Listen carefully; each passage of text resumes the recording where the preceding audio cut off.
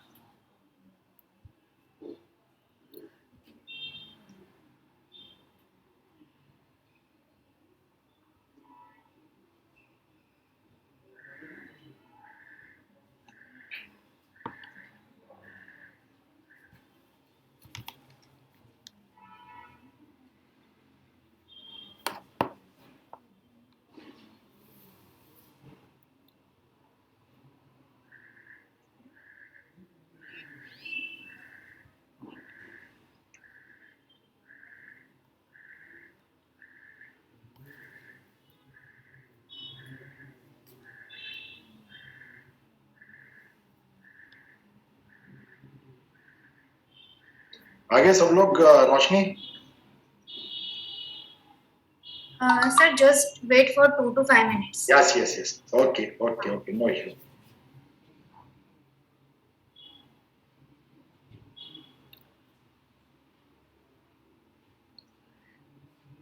Okay Sudhir भाई, भावेश भाई, ऋषभ भाई, मैं आप लोगों को एक 5 मिनट के बाद कनेक्ट करता हूँ, आप ऐसे ही रहो वहां पे 2 मिनट। नो इशू लोगों को अरे कुछ बात नहीं है, सब थोड़ा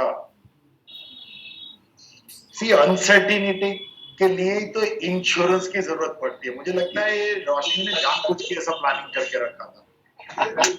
जिंदगी में परेशानी है, उसके लिए इंश्योरेंस की जरूरत है। इसकी वैल्यू, जूम मीटिंग की वैल्यू मालूम होनी चाहिए कि अगर इसका प्रोविजन किया नहीं रहता था तो क्या हालत हो जाती आज।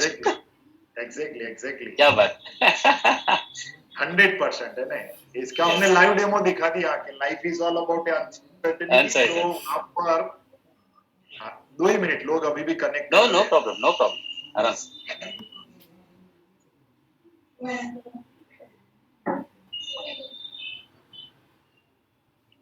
मैं एक्चुअल में वही सोच रहा था कि लंच के बाद इतने सारे लोग कम क्यों हो गए। मैं टेंशन में आ गया कि आज मेरा फर्स्ट एपिसोड इतना बेकार था क्या। मैं खुद टेंशन में आ गया, बट मैं बोल तो नहीं सकता कि भाई ऐसा हुआ है, क्योंकि ऑलमोस्ट आधे लोग कनेक्टेड दिखा रहे थे। ओके अभी स्पीड से कनेक्शन सर आज अपनी टीम के है ना त्रिशांत यादव सर वगैरह इधर हमारे स्टार हेल्थ में मीटिंग चल रही है, तो उधर वो शिफ्ट हुए इससे।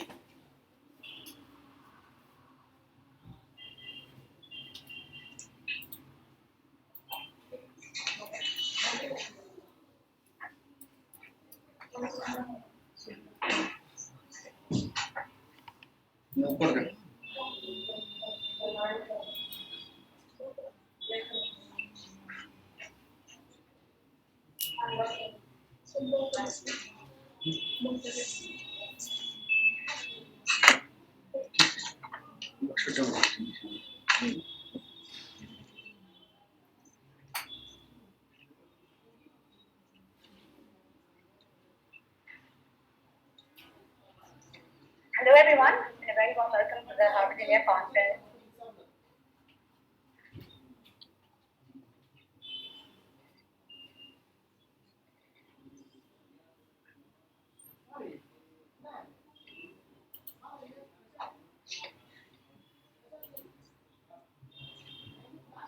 ओके एग्जैक्टली 1 मिनट में स्टार्ट कर देंगे हम लोग, ओनली इन 1 मिनट। सब बिछड़े हुए भाई बहनों का इंतजार कर लेते।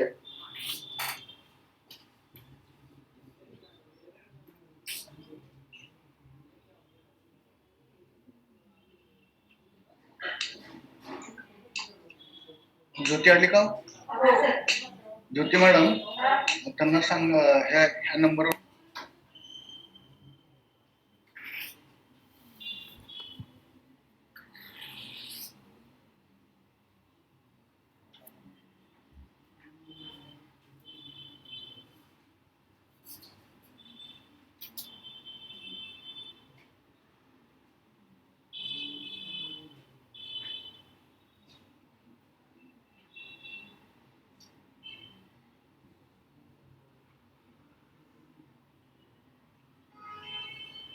Okay, so welcome back. हमारी जो चर्चा चल रही थी, मैं वापस रिपीट कर लेता हूँ जो लोग वापस सुन रहे हैं. सी व्हाई इंश्योरेंस. आज जब भी मैं काफी बार देख रहा हूं कि लोग जैसे ही हम कुछ ना कुछ बात करते हैं तो एक डिस्कशन सा रहता है, why not mutual fund and why insurance. See दोनों को कंपेयर करना ये पूरी गलत चीज हो जाती है. You can not compare insurance with the stock market, you can not compare insurance with the mutual fund. दोनों चीज अलग है, दोनों का बिहेवियर अलग होता है, दूसरे दोनों का एक्सपीरियंस अलग है. और सबसे बड़ी बात होती है कि मैं आपको रिपीटेड बोल रहा हूं कि इंडिया में रिटर्न और इन्वेस्टमेंट के एक्सपेक्टेशन स्लोली स्लोली नीचे जा रहे हैं.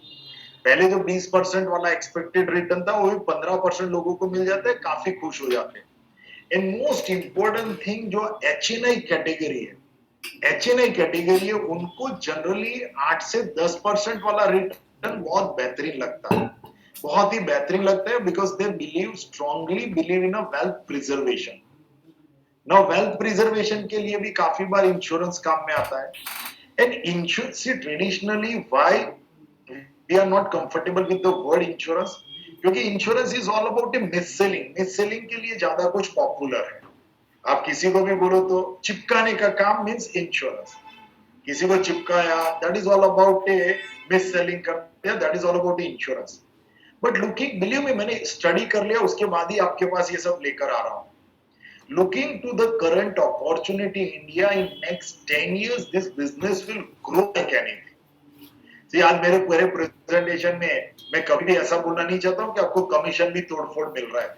वो तो एक सेपरेट ही बात है, सेपरेट ही बात है, उसकी तो मैं आज चर्चा ही नहीं करूंगा, क्योंकि जिंदगी में मैंने सीखा है कि रेवेन्यू पॉइंट ऑफ व्यू से कमीशन के बेस से मैं कोई प्रोडक्ट के ऊपर कन्विक्शन में नहीं आता.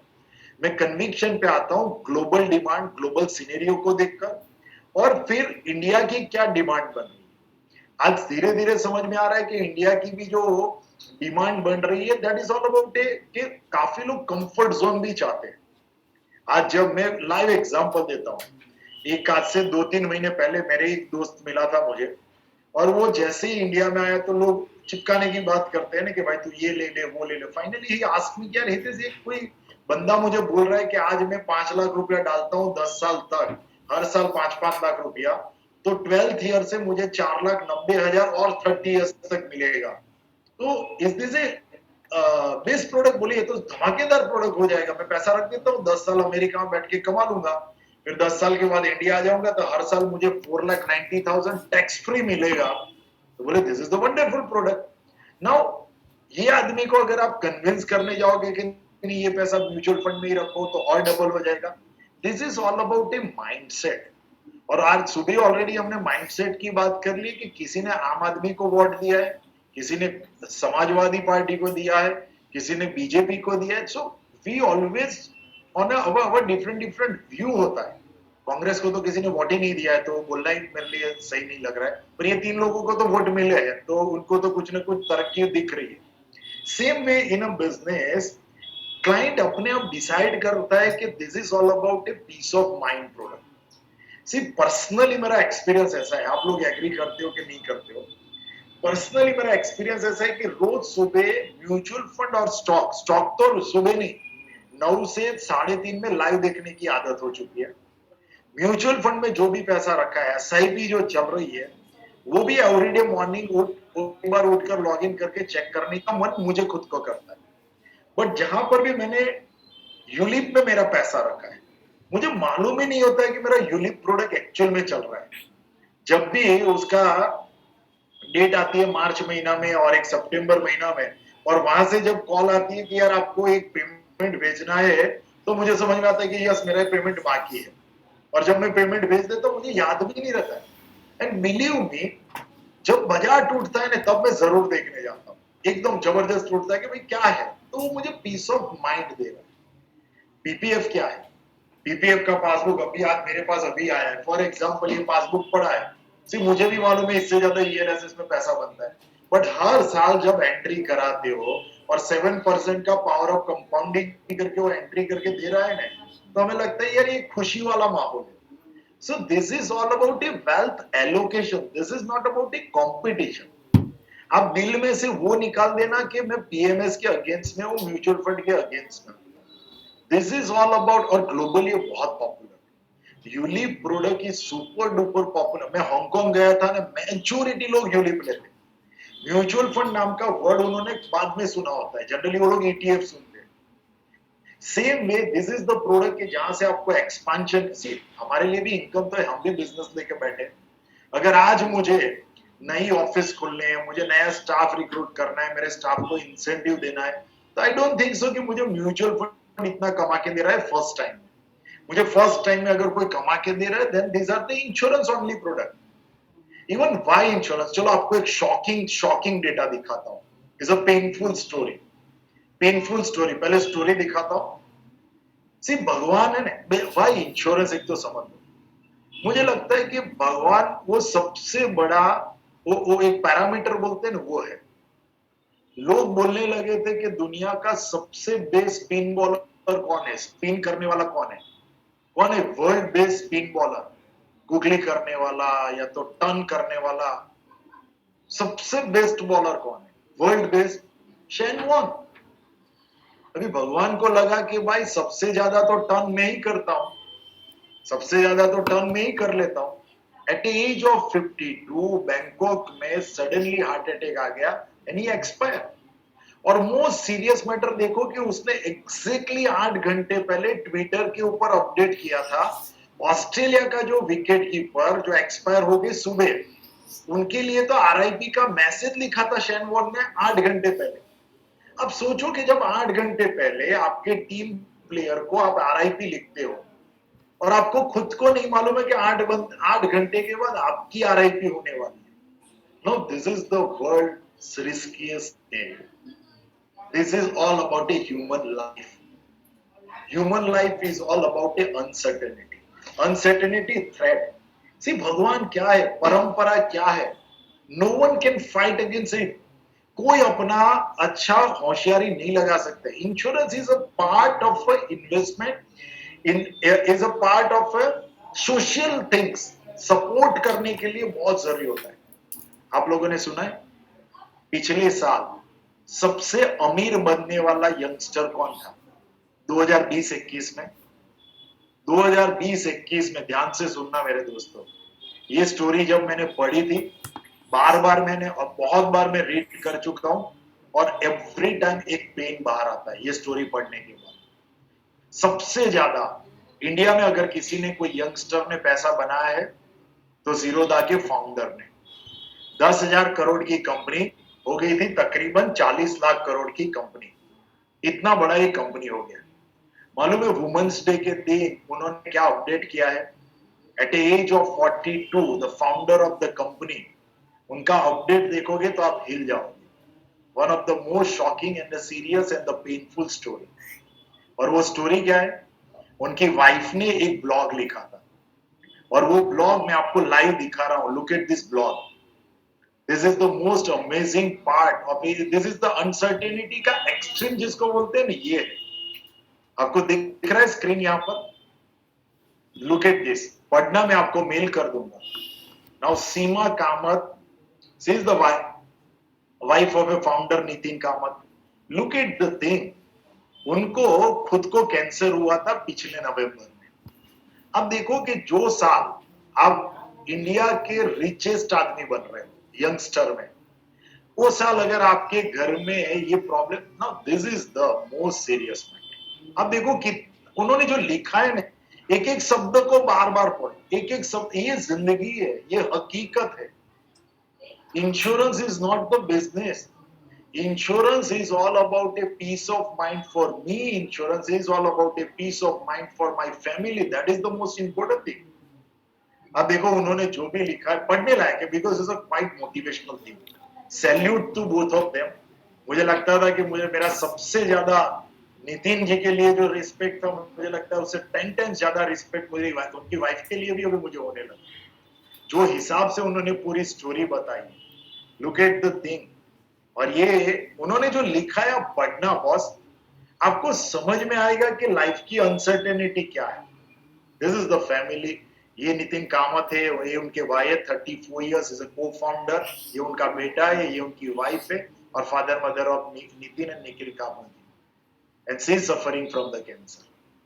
अब देखो कितना उन्होंने एक एक फोटो लिखा है, उन्होंने एक एक पिक्चर से कहानी को लिखा है. रुला देने वाली स्टोरी है, 100% हिला देने वाली स्टोरी है कि और जिंदगी में क्या कौन से स्ट्रगल आपको करनी पड़े. It's all about a pain. अब देखो हर एक चीज उन्होंने एक एक पिक्चर के साथ अपनी स्टोरी को एक्सप्लेन किया है. And this is I think brave lady. Women's day के लिए सैल्यूट है ऐसी लेडी को. आप देखो एग्जैक्टली 5:30 बजे ट्रेडमिल पर है उनकी सर्जरी के बाद. 1 वीक की सर्जरी के बाद 5:30 बजे वो जिम में है. आप उनके एक एक पिक्चर देखो तो हॉलीडेज आफ्टर 3 वीक, 3 वीक के बाद वो कहीं पे हॉलीडे पर है. बाद में ये आपका हॉस्पिटल वाला पिक्चर सबसे ये उनके प्यारे बेटे के साथ उनका पिक्चर है, और वो भी एग्जैक्टली फर्स्ट केमो के बाद, जो केमोथेरेपी होती है उसके बाद का आपका है. And this is a most amazing thing. Nitin Kamat और उसकी वाइफ खुद लिख रही है कि यहाँ पर नितिन ऐसे पेशेंट बन के सो गया था और नर्स ने सही में सच्चा समझ लिया कि यही पेशेंट है. This is all about, this is called spirit. This is all about जिंदगी जीने का रास्ता. तकलीफें हर एक को होती है. पैसा is not the only success. The success is all about आप जिंदगी को मैसेज कैसे करते. My request to all of you कि भगवान ने आपको इतने बेहतरीन प्रोफेशन में डाल के रखा है. भगवान ने इतने wonderful, this is one of the finest profession wealth को मैनेज करना. वो बिजनेस में आपको लोगों को खुशी देना, दैट इज योर रिस्पॉन्सिबिलिटी. आप उसके बाद वाला पिक्चर देखो, आप हर एक चीज कि उनकी आप देखते जाओ ना. This is the wonderful 10 days post first chemo. आप देखो यार लेडी की पावर तो देखो. This is the most motivational picture कि जब एक्चुअली आप देखते हो कि once you suffer from the cancer तो हेयर लॉस हो जाती है. तो एग्जैक्टली वही समय में नितिन जी ने भी, जो फाउंडर ऑफ दिस कंपनी, उन्होंने भी बोला भाई मैं भी निकाल देता हूँ टू सपोर्ट माय वाइफ. ये जिंदगी है दोस्त. ये बियॉन्ड मेरे इमेजिनेशन के बियॉन्ड है. आई थिंक ये नेक्स्ट टू इम्पॉसिबल है ये लेवल की गट फीलिंग को रखना, ये लेवल के कॉन्फिडेंस को रखना. That is all about a salute to the people. This is the real success. 40,000 crore is not the success. This is the success कि ये पिक्चर में स्माइल देना ने, बस this is salute. मानना पड़ेगा ये चीज को. फाइनली एक जो मुझे सबसे बेहतरीन चीज लगी है ये है. और ये कौन सी है कि why I tell you this story. ये मुझे बहुत अच्छी चीज लगी. उन्होंने, मैं आपको मेल भी कर दूंगा, सोशल मीडिया पे अवेलेबल है. अब लुक एट दिस डेटा. उन्होंने आप देखो सबसे जरूरी चीज importance of regular health check. वो खुद बोल रहे हैं एट दिस लेवल. बराबर है कि यहाँ पर उन्होंने खुद ने लिखा है कि रेगुलर हेल्थ चेकअप का. इवन ये तो अमीर लोग हैं, 40,000 करोड़. अब देखो वो खुद क्या लिख रहे. This is the line for you my dear friend. This is the line for today's session. This is the line. आप देखो आपको समझ में आएगा ये क्या है. This is called a true love. अब ये रिस्पॉन्सिबिलिटी है. Importance of a good health insurance policy. The only one thing I didn't have to worry about over the last few months is how much treatment would cost. I can't imagine the choices I would have been forced to make if I was worried about the finance. आप सोच नहीं सकते कि पैसे की अगर 15-17 लाख की cost आती है, अगर वो कॉस्ट आती तो क्या हालत हो जाती. At every step in the last few months, my health insurance policy would have covered almost all my medical expenses. which has been quite a bit. I can't imagine how a family at or below middle afford this without a health insurance. So please make sure you have a comprehensive health insurance policy to cover all our health condition. Richest आदमी अगर ये लिखेंगे तो आपको serious होना पड़ेगा. That is the power of this business. That is the power of the importance of this business. Human life and peace of mind. These two words are 10 times more important than the creation of a virus. And that is the difference between the insurance business and the PMS business, equity business, or a mutual fund business. You cannot compare a mutual fund business, mutual fund return, equity return with the insurance return. Because one side is all about a peace of mind, one side is all about the safety of the family, and one side is all about the happiness and the wealth creation. आप लोग clear हो रहे हैं. आज तक ये industry बदनाम है because of the miss selling. Commission बहुत ज्यादा मिल रहा है. दैट इज द रीजन कि मिस सेलिंग करने का समय काफी बार हमें समझ में नहीं आता है. मेरी आपको रिक्वेस्ट है, आप भी ये बिजनेस में एंटर होना, बट जिंदगी में एक रूल बना के चलना कि कभी भी गलत आदमी को यानी प्रोडक्ट चिपका मत देना कि मेरा टारगेट खत्म हो जा रहा है. Insurance is all about A target. MDRT करो, टीओटी करो, सीओटी, सब कुछ जिंदगी में करो, पर एक भी बार ऐसा मत सोचना कि मेरे एमडीआरटी के लिए मैं किसी को गलत प्रोडक्ट बेच दूं. हमें लोगों की जिंदगी को सुधारना है, अपनी जिंदगी को सिर्फ सुपर डुपर नहीं करना है. हमारी अचीवमेंट के लिए किसी को फिट करके इंडस्ट्रीज को बदनाम करने वाला काम बहुत सारे लोग ऑलरेडी कर चुके हैं. Our responsibility is to educate, is to promote this segment, and you cannot avoid it. आप उसको अवॉइड कर ही नहीं सकते. इतनी सारी अपॉर्चुनिटी है हेल्थ में, लाइफ में, और आपका इसके ऊपर से. So this is the reason कि 2022 में मान रहा हूं, इवन मेरा वादा है कि ये साल भी अगर इंश्योरेंस बेचना चालू करोगे तो पहले ही साल में आप लोग एमडीआरटी बन जाओगे. Those who are having a good sound base. मुझे कोई डाउट नहीं लग रहा है कि आप फेलियर रहोगे इसमें. 100% आप जीत के ही जाओगे. स्लोली स्टार्ट करो. ऐसा नहीं है कि कल सुबह ही जाना है. आपके माइंड को डेवलप करो, इंडस्ट्रीज लीडर को मिलना चालू करो, आपके एक्सपांशन के बारे में सोचो. ऐसा नहीं कि कमीशन मिल जाएगा इसलिए मैं प्रोडक्ट बेचता. No, conviction is the most important. अगर मेरे आई थिंक एडमिटी ज्वाइन करने वाले बहुत सारे ऐसे पार्टनर है कि जिन्होंने बाद में इंश्योरेंस बेचा है. बहुत सारे, मेरे 3 साल के एक्सपीरियंस में तो बहुत सारे ऐसे लोग हैं कि जिन्होंने मेरे कहने के बाद ये स्टार्ट किया है. Now they are doing extremely well. ऐसे लोगों को सैल्यूट करना चाहिए. This is all about a opportunity. Don't miss this opportunity. और जल्दी से जल्दी आप एमडीआरटी, टीओटी और सीओटी बनो. हम लोग एक काम करते, 3 लोगों को मैंने आज इनवाइट किया है यहाँ पर. मैं वो 3 लोगों को, आप भी कोई भी क्वेश्चन है डालते जाना, और तीन जो लोग हैं उनके लिए आज अच्छी बात ये है कि जो सुधीर जी हमारे साथ बात करेंगे जो मुंबई से है, वो एलआईसी रिलेटेड ज्यादा कुछ बात करेंगे. बट मेरा रिपीटेड वापस मानना है कि वो लोग एलआईसी बेच रहे हैं, बजाज बेच रहे हैं, या तो स्टार बेच रहे, that is not the concern. Concern is all about कि आप इंडस्ट्रीज के बारे में क्या सोच रहे. फिर आपकी जो भी चॉइस, फॉर एग्जांपल आज यहाँ पर हम लोग डिस्कशन करें, मैं बजाज की पॉलिसी की बात करता हूँ, इट डजंट मीन कि मैं टाटा के अगेंस्ट में हूँ या तो आईसीआईसीआई प्रू के अगेंस्ट में. Whichever product you like. हमारा मकसद है आपको बेहतरीन से बेहतरीन ट्रांसपेरेंसी के इंडस्ट्रीज की अपॉर्चुनिटी. सो सुधीर जी एलआईसी के साथ ज्यादा अच्छा काम करते हैं. दूसरे हमारे साथ है ऋषभ शाह साहब जो पुणे से है. He is doing quite good in a non life business. आपको मेडिक्लेम के बारे में और ये सब के बारे में सुपर डुपर बात करेंगे.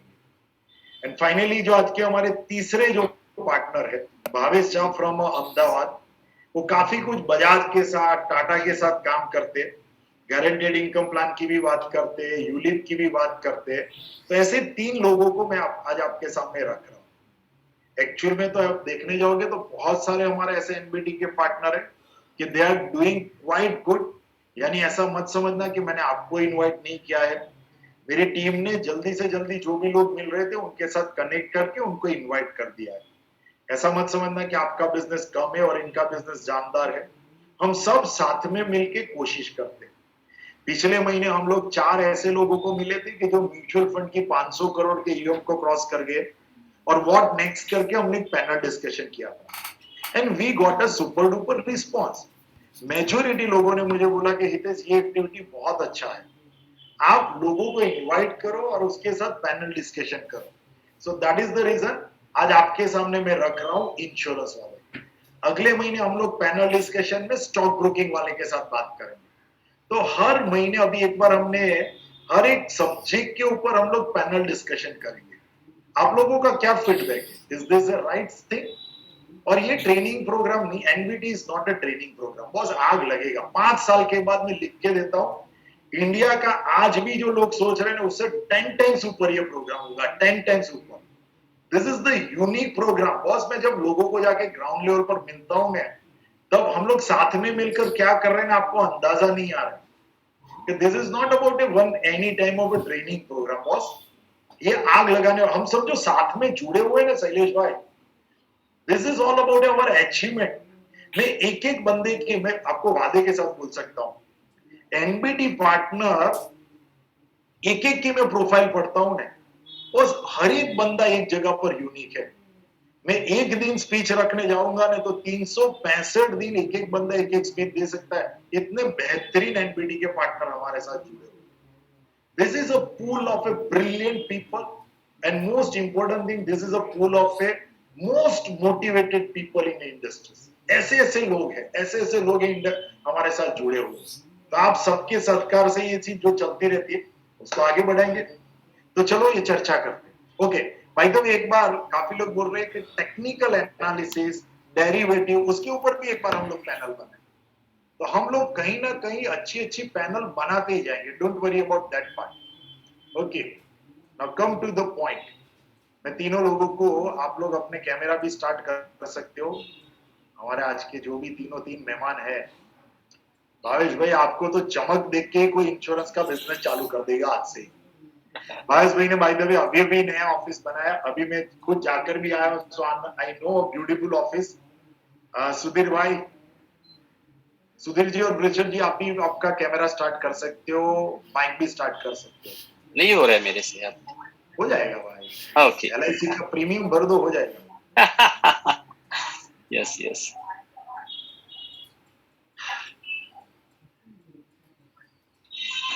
Start. Okay, yes. Rishabh ji आपका कैमरा भी नहीं आ रहा है। सर आपसे हो नहीं रहा है मेरा कैमरा। एक ही मिनट, प्रियंका आप क्या कॉल कर दो ना एक बार। Yes yes yes.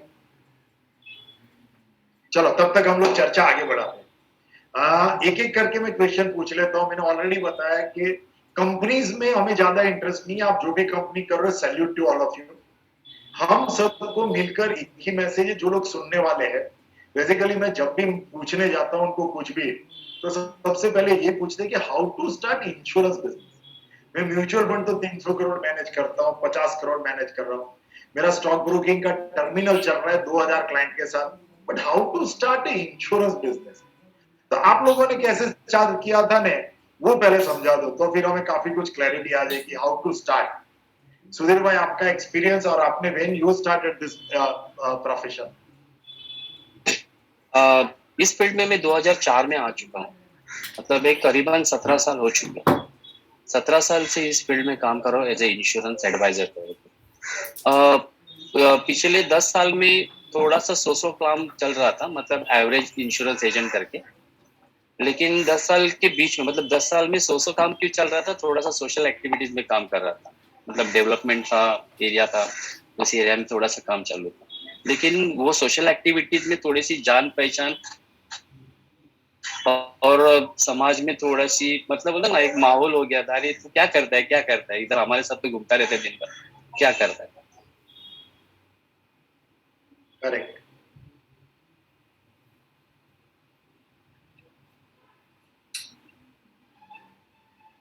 उनका लग रहा है माइक में कुछ प्रॉब्लम आ रहा है। ओके भावेश भाई, आप तब तक एक्सप्लेन करो कि आपने कैसे स्टार्ट किया। परिस्थिति हुई थी। ओके, आ गया।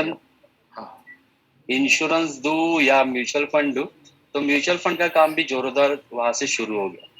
तो म्यूचुअल फंड का भी एयूएम बढ़ना शुरू हो गया।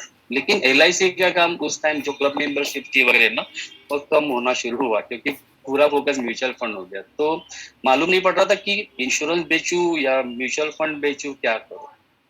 तो बाद में थोड़ा सा ट्रेनिंग वगैरह सब जगह पे हम लेते हैं।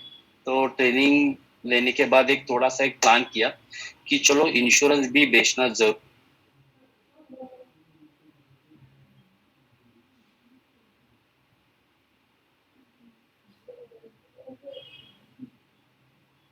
चालू आपका सेशन चालू होने से पहले थोड़ा ब्रेक डाउन हो गया।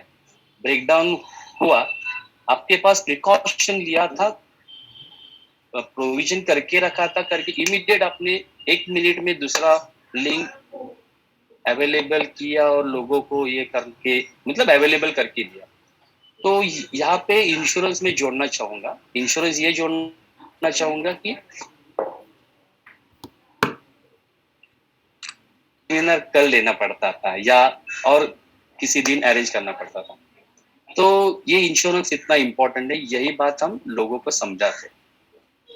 2018 में जोरदार से काम शुरू हुआ, फोकस एमडीआरटी वगैरह ये रखा था मैंने। तो एमडीआरटी का काम करना शुरू हो गया। तो 2019 में मेरा तो काम हुआ नहीं है, कुछ 1 लाख रुपए प्रीमियम का 1 लाख रुपए कमीशन कम गिरा एमडीआरटी होने के लिए। बाद में 2020 में काम शुरू किया। तो 10 मार्च को कोविड डिक्लेयर हो गया। कोविड डिक्लेयर हो गया तो सब काम रुक गया।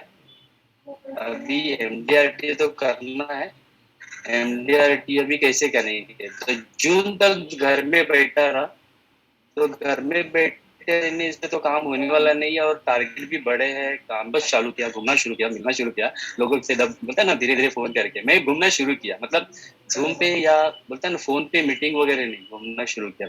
मैं पूछता था अलाउड करेंगे क्या, मैं आता हूँ तो मिल सकते हो क्या। और 2020 में मैंने मेरा लाइफ का पहला एमडीआरटी कंप्लीट किया। 2020 में पहला एमडीआरटी नवंबर में कंप्लीट किया, मतलब 11 महीने में। मतलब 2019 में एमडीआरटी 1 लाख कमीशन के कारण बच गया। दूसरे साल में वही एमडीआरटी 11 महीने में कंप्लीट किया, मतलब पहला एमडीआरटी 11 महीने में कंप्लीट। एमडीआरटी होने के लिए वहां पे 7,34,000 का कमीशन करना चाहिए।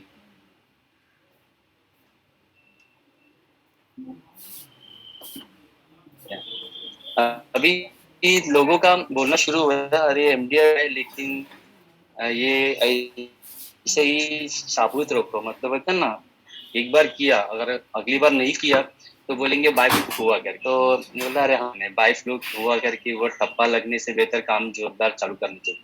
तो 2021 में काम वापस चालू किया। तो 2021 का वापस वो पहला एमडीआरटी मैंने जून में कंप्लीट किया, मतलब 6 महीने में कंप्लीट किया। ओके, तो अभी 6 महीने आगे है, अभी और कुछ करना चाहिए। सीओटी वगैरह सब बोलते थे कर लो करके। बोले एक एमडीआरटी तो 6 महीने में हो, अगला एमडीआरटी कैसे कर सकते हैं। अभी अगले 2 एमडीआरटी 6 महीने में करना थोड़ा सा टफ लग रहा था, फिर भी काम चालू किया। दूसरा एमडीआरटी भी मेरा नवंबर में वापस कंप्लीट हुआ। मतलब पहला एमडीआरटी, जिंदगी का पहला एमडीआरटी 11 महीने में किया। दूसरे एमडीआरटी 2 एमडीआरटी वापस 11 महीने में किया। मतलब 2021 में मैंने 2 एमडीआरटी किया। अभी ये नया 2022 का काम चालू है। अभी करीबन 4.5 लाख रुपए का कमीशन का काम हो चुका है। ओके, ये इतना सब बताने का इम्पोर्टेंट मतलब क्या चाहूंगा कि यहाँ पे इनकम कितना हुआ है।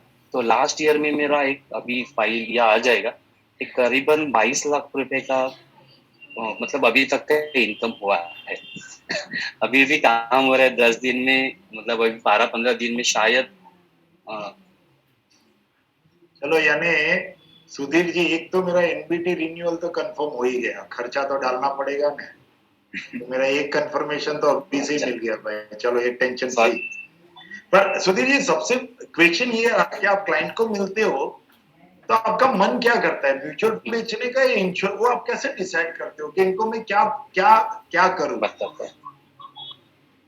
हाँ वही जो मेरी हालत 2014 में हुई थी, जैसे मैंने म्यूचुअल फंड लिया था तो अभी क्लाइंट के पास जा रहा हूँ, म्यूचुअल फंड दे रहा था, अरे एलआईसी तो बाजू में रह गया था।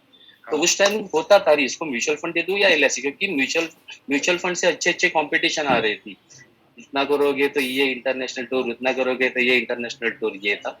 एलआईसी में इतना कंपटीशन नहीं रहता, एवरेज रहता है, लेकिन कमीशन अच्छा रहता, तो एलआईसी भी देना चाहिए, ऐसा भी दिमाग में। तो अभी क्या करता हूँ, अभी पहला मतलब सीधी बात, अभी पहला इंश्योरेंस ही देता हूँ, क्योंकि काम करते वक्त मुझे थोड़ा ये मालूम हुआ कि जब भी मैं किसी को म्यूचुअल फंड देता हूँ पहला ना, तो वो बाद में इंश्योरेंस नहीं लेता। ओके, तो अभी मैं पहला इंश्योरेंस देता हूँ ना, तो बाद में म्यूचुअल फंड भर भर के देता है वो। एक बार ये उसको अच्छा, ये बहुत अच्छा सिखाया भाई आज। भाई सब लोग भर सुन लेना। भर अब भर और के देता डिटेल है, में मतलब समझाओ। क्या, एक बार जैसे कि मुझे उसको 1 लाख रुपए का प्रीमियम देना है एलआईसी में, अगर मैं यही 1 लाख रुपए का मैं म्यूचुअल फंड दे देता हूँ उसको पहला, तो बाद में एलआईसी का 2,500 रुपए प्रीमियम देने के लिए वो रोता है, अरे नहीं यार अभी तो तेरे को दिया नहीं 1 लाख रुपए का, कि एक मिनट, जब पैसा जमा होता है मैं जरूर तेरे को फोन करूंगा। 1 लाख रुपए एलआईसी के लिए पहला लिया, तो म्यूचुअल फंड भर भर के देता है, मतलब क्या, क्योंकि वो मेरा परमानेंट कस्टमर हो गया है। और उसके बाद उसको म्यूचुअल फंड के लिए भी बोलता हूँ ना, अभी 2,000 का एसआईपी चालू करो साथ में, तो बोलते हैं ठीक है एक काम करो, 5,000 का चालू कर दो, है मेरे पास। तो मतलब जो मेरा पहला 5,000 का एसआईपी आके बाद में बंद ही होने वाला था, वो अभी इंश्योरेंस भी आ गया और 5,000 का एसआईपी भी आ गया। चलो शुरुआत में अभी उतना टर्म पॉलिश नहीं थी, स्मूथ नहीं थी, करके 1-2 हजार की एसआईपी आ रही थी, लेकिन अभी वो 2,000, 5,000 और 10,000 की भी एसआईपी आ रही है, और लमसम भी आ रहा है। हाँ अभी क्या वो फिक्स गिरायक हो गए मेरे, तो इसीलिए बिजनेस उस तरह से मुझे आ रहा है। बहुत बढ़िया यार, ये अच्छा लर्निंग मिला कि कोई भी क्लाइंट को अगर पहले म्यूचुअल फंड दे देता हूँ तो फिर इंश्योरेंस लाना डिफिकल्ट हो जाता है, पर इंश्योरेंस से अगर मैं वेलकम कर लेता हूँ, तो जो लोग यहाँ पर सुन रहे हैं, आपको नहीं बेचना है तो मत बेचो, पर जो कोई प्रोस्पेक्ट क्लाइंट आ रहा है, नया प्रोस्पेक्ट क्लाइंट आ रहा है, वहां पर तो ये प्रपोज करना ही चाहिए कि आप पहले ट्राई कर लो। और एलआईसी और कोई भी इंश्योरेंस कंपनी लो, उसमें जिंदगी का साथ और जिंदगी का बाद वो तो हर एक कंपनी में रहेगा ही रहेगा। इंश्योरेंस का सबसे बड़ा फायदा क्या है, क्लाइंट कभी भी 1-2 साल में आपको छोड़ के नहीं जाएगा। Insurance is all about a long term relationship. Even client छोड़कर भी गया तो आई डोंट थिंक सो कि कोई आपका कमीशन भी वो बंद हो जाएगा, बेचारा वो इंश्योरेंस भरता रहता है और सामने मिलता रहेगा, तो this is the huge plus point. Good good good, thank you. अब बने सुधीर भाई, हम आपके पास आ रहे हैं। भावेश भाई आपकी स्टोरी बताओ, हाउ यू स्टार्टेड, और सबसे जरूरी कि म्यूचुअल फॉर इंश्योरेंस, ये दोनों आप तो बेचते हो, तो how to manage this. Yes sir, 2005 में एक कंपनी और में भावेश भाई एक ही मिनट रुक जाए, और जो लोग सुन रहे हैं, आपको कोई भी क्वेश्चन है, ये तीनों लोगों के लिए, ऋषभ भाई is master in mediclaim and all the things, Bhavesh भाई को आपको पूछना है गारंटेड इनकम प्लान के बारे में, यूलिप के बारे में, he is good at this thing, Sudhir ji के बारे में इंश्योरेंस एलआईसी के कोई भी एक्सपीरियंस का पूछना है, अब क्वेश्चन नीचे डालते जाना तो मैं कवर कर लूंगा। या भावेश भाई गो अहेड। सर 2005 में एक कंपनी में डेटा ऑपरेटर था, और बहुत ईमानदारी तो बहुत मेहनत से वहाँ काम करता था, राइट। यानी मैं मेरा काम तो खत्म करता था, लेकिन मैं दूसरे डिपार्टमेंट का भी काम कर लेता था। और 3 महीना हुआ और मैं बॉस के पास गया कि सर अभी सैलरी कब बढ़ाओगे, तो उसने बोला सैलरी तो साल में एक बार बढ़ता है, ठीक है। तो तब वहाँ पे एक बंदा था, उसने मुझे बोला कि यार तू बोलने में बहुत अच्छा है, तू रिलेशन भी अच्छे मेंटेन करता है, तो एक काम कर, इंश्योरेंस का एजेंसी ले। और उसके बाद मैंने एग्जाम दिया, एंड 2006 में जनवरी में मेरा एजेंसी आया। इंश्योरेंस का मालूम नहीं था, सम एश्योर्ड क्या होता है, कितनी की पॉलिसी होती है, कुछ मालूम नहीं था। डीओ ने एक पेपर दिया कि ये एक प्लान है, ये 5 लाख का सम एश्योर्ड है, ये प्लान है, एक कागज बना के दे दिया। और वो सिर्फ एक कागज से मैंने 5 दिन के अंदर 5-5 लाख की 11 पॉलिसी बेची। और जब मैं 5 दिन के बाद डीओ के पास लेके गया कि ये 11 पॉलिसी 2006 की बात कर रहा हूँ, जिसको इंश्योरेंस का आई मालूम नहीं है, सम एश्योर्ड क्या होता है मालूम नहीं है, वो सब कुछ, तो द डीओ वो शॉक्ड कि ऐसा कैसे हो सकता है, जो अच्छे अच्छे तिस्मार खान थे वो नहीं लाते थे उस टाइम पे, राइट। तो वहां से जर्नी शुरू हुआ। फिर मुझे लगा कि नॉलेज लेना पड़ेगा, आगे सीखना पड़ेगा, इसमें आगे बढ़ना है, तो बहुत कुछ पोटेंशियल है, इनकम भी बहुत तगड़ा आया पहले महीने में, पूरे साल का सैलरी एक महीने में आ गया, राइट। तो वो सब ने चीजों ने मुझे इंस्पायर किया। फिर 2008 में मैंने जनरल इंश्योरेंस चालू किया, उसके बाद मैंने म्यूचुअल फंड चालू किया, फिर ब्रोकिंग चालू किया। स्लोली 2012 में एमडीआरटी कंप्लीट किया पहला, उसके बाद 5 एमडीआरटी कंटिन्यूस किए, फिर उसके बाद 2 सीओटी किया, and last year I did 1 TOT. तो ये जर्नी पूरा इस तरह से रहा। लेकिन सबसे अच्छी बात ये होती है सर कि अगर हम म्यूचुअल फंड बेचते हैं, पीएमएस बेचते हैं या मॉडल फंड बेचते हैं, अगर वो हमारा फंड हमको इंटेक रखना है तो इंश्योरेंस सबसे पहले बेचना पड़ेगा। वो म्यूचुअल फंड और पीएमएस के लिए ये इंश्योरेंस है, सही में इंश्योरेंस का काम कर लेगा। अगर हमने इंश्योरेंस दिया है तो वो रिडेम्पशन नहीं आएगा, क्योंकि मेरा ऐसा सोच है कि ये लीकेजेस जो होते हैं क्लाइंट के लाइफ में, लाइफ इंश्योरेंस, जनरल इंश्योरेंस, ये सारे लीकेजेस बंद कर देता है। और लीकेजेस बंद होता है तो वो इन्वेस्टमेंट विड्रॉ नहीं करता है। तो सबसे अच्छा अपॉर्चुनिटी ये मिलता है कि क्लाइंट का सारा पोर्टफोलियो हमारे पास है, life insurance, general insurance, mutual fund, broking, तो कौन सी एसेट एलोकेशन कहाँ पे करना वो हमारे लिए आसान हो जाता है, राइट। तो इस तरह से सर मैं बैलेंसिंग करता हूँ उसमें। नहीं तो फिर बेसिक चलो ठीक है, आपने तो बैलेंसिंग कर दिया, बट मुझे सबसे जरूरी जानना है आप कौन सी प्रोडक्ट ज्यादा बेचते हो अभी इंश्योरेंस में? यानी ज्यादा से मतलब कि बाजार में जल्दी से इजीएस्ट वे में बिक जाता है, यानी लोगों को भी वो अच्छी लगती है। सर देखो, यंगस्टर मिलते हैं ना तो उनको यूलिप प्लान अच्छे लगते हैं।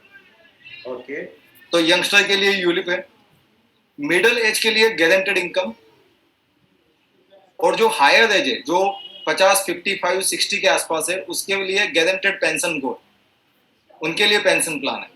तो ये एज वाइज डिवाइड होता है, क्योंकि यंग एज को रिटर्न ज्यादा चाहिए तो उनको यूलिप सेटिस्फाइड हो जाता है। मिडिल एज को गारंटी चाहिए, उसकी वो जो एज है उसमें उसको कहीं ना कहीं ऐसा होता है कि मुझे गारंटी मिलेगी तो मेरे लिए अच्छा रहेगा, तो उसमें गारंटी वाले प्लान सेट होते हैं। और हायर एज में पेंशन, गारंटेड पेंशन वाले प्लान सेट होते हैं। ओके। नाउ फॉर एग्जांपल कि ये सब आप तो आपको स्टॉक ब्रोकिंग भी करते हो, म्यूचुअल फंड भी कर लेते हो, पीएमएस और आपका इंश्योरेंस भी है। चलो आपका तो माइंडसेट रेडी है, बट स्टाफ के पास फिर आएगा तो वो कैसे मैनेज कर लेगा? तो उसको क्या बेचना है, कैसे बेचना है, यानी टीम फिर ऑफिस मैनेजमेंट कैसे करनी पड़ेगी?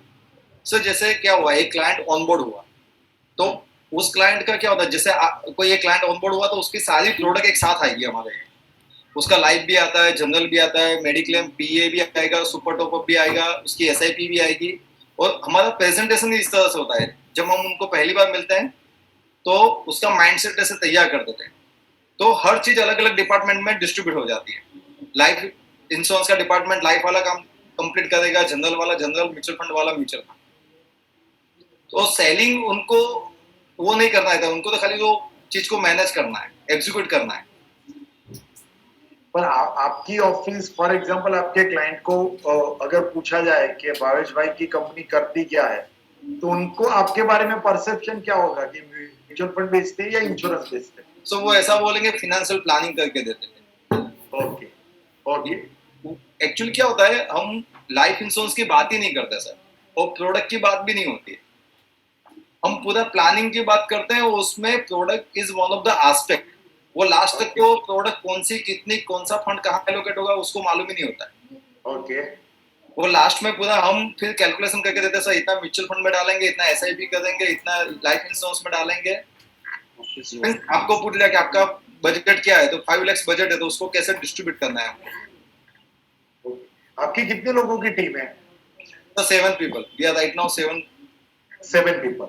नाउ सेकंड इंटरेस्टिंग चीज के फॉर एग्जांपल आपको गारंटेड इनकम प्लान बेचना है, तो 6%, 5% जो भी मिलता है tax free for the next 20-30 years, तो वहां पर तो आपको टिकट से ऐसी बड़ी मिलेगी, बराबर। तो पर वो क्लाइंट को कैसे, फॉर एग्जांपल मैंने म्यूचुअल फंड आज तक उनको बेचा है 50 लाख 1 करोड़ का, अभी वो क्लाइंट को जाके मैं कैसे बोलूं कि 6% का प्रोडक्ट है ये? आप नहीं बोल रहे हो ना, और उसने आपको नहीं बोला, लेकिन उसने वो लेके ही रखा है। ओके। ये एकदम मींस क्लाइंट के एलोकेशन में एफडी होता ही है सर। हमको मालूम होता है या नहीं होता है वो अलग बात है, मैंने मेजोरिटी क्लाइंट में देखा है कि हम अगर बात नहीं करते हैं, हम बात ओपन करते तो वो बोलते हैं कि मेरा यार 1 करोड़ का एफडी था, 2 करोड़ का एफडी है, ऐसी बात बाद में होती है अगर हमने पूछा तो। अगर हम म्यूचुअल फंड की बात करते तो वो एफडी वाली बात ही नहीं खोलता है, राइट। सो हर क्लाइंट से सेफ्टी उनके लिए बहुत इंपॉर्टेंट होता है, उनके लिए पीस ऑफ माइंड बहुत इंपॉर्टेंट होता है। वो हमको बताएंगे या नहीं बताएंगे, लेकिन उनका एक एसेट एलोकेशन के पार्ट में एफडी रहेगा रहेगा रहेगा। और जितने हायर टिकट साइज पे जाते हैं वहां पे एफडी का एलोकेशन ज्यादा मिलता है सर। ओके, इवन आप क्लाइंट को फिर जब रिपोर्टिंग आएगी, आप म्यूचुअल फंड भी बेचते हो, तो क्लाइंट को रिपोर्टिंग फिर कैसे करते हो? आप कोई सॉफ्टवेयर यूज करते हो ऐसा कुछ? सर क्या करते हैं, म्यूचुअल फंड का जो सॉफ्टवेयर वो तो है, फिर एक एक्सेल में डेटा रखते हैं उनका।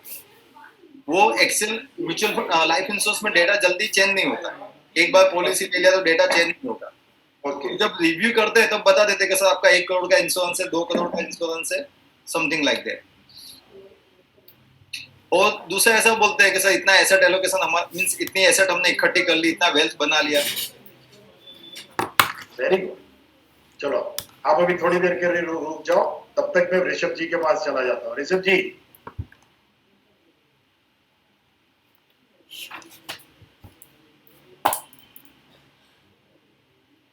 Priyanka, are you online? Yes, sir. I think there is some issue with Rishabh sir's mic. Okay, Uh, तो Just आप give me check 2 करो। minutes. I'll check that. ठीक ठीक ठीक, आप चेक करो तब तक। चलो और अभी आप दोनों के लिए, सुधीर भाई और भावेश जी, आप दोनों के लिए कॉमन क्वेश्चन। स्टॉक मार्केट में जाते हैं ना तो तुरंत ही लोग पूछते हैं, अरे एक स्टॉक तो बता दे भाई, कौन सा स्टॉक लेना है। म्यूचुअल फंड की बात करते हैं तो सबसे पहले लोग पूछते हैं कौन सा लेना चाहिए, डेफ लो, लार्ज कैप लो, मिड कैप लो, स्मॉल। एक टिप हर एक जगह पे लोग मांगते ही है। तो हम भी यहाँ पर बैठ के आपके पास एक टिप मांग रहे हैं कि चलो भाई, एक आपका ही कोई प्रोडक्ट बोल दो कि कल से हम लोग बेचना चालू करें, जो सबके लिए फायदेमंद हो, मेरे बिजनेस के लिए भी, क्लाइंट की प्रोफाइल के लिए भी, और easy to cell.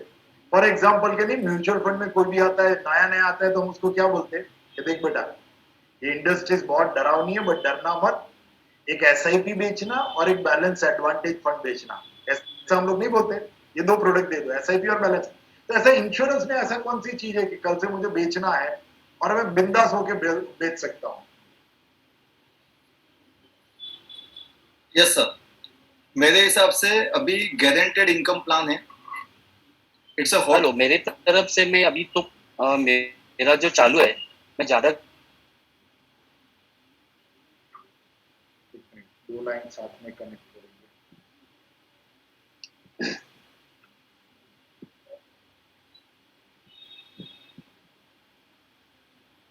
Yes sir.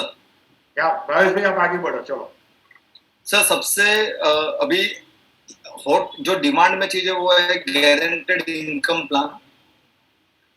बहुत सिंपल है, लोग को जितने भी लोगों को मिलते हैं उनको मालूम है एफडी का रेट क्या है, 5%, 5.5%, वो भी टैक्सेबल है, विदाउट रिस्क कवर है, रिन्यूएबल का भी रिस्क है, सारे माइनस पॉइंट वहां पे है, एक लिक्विडिटी है वहां पे।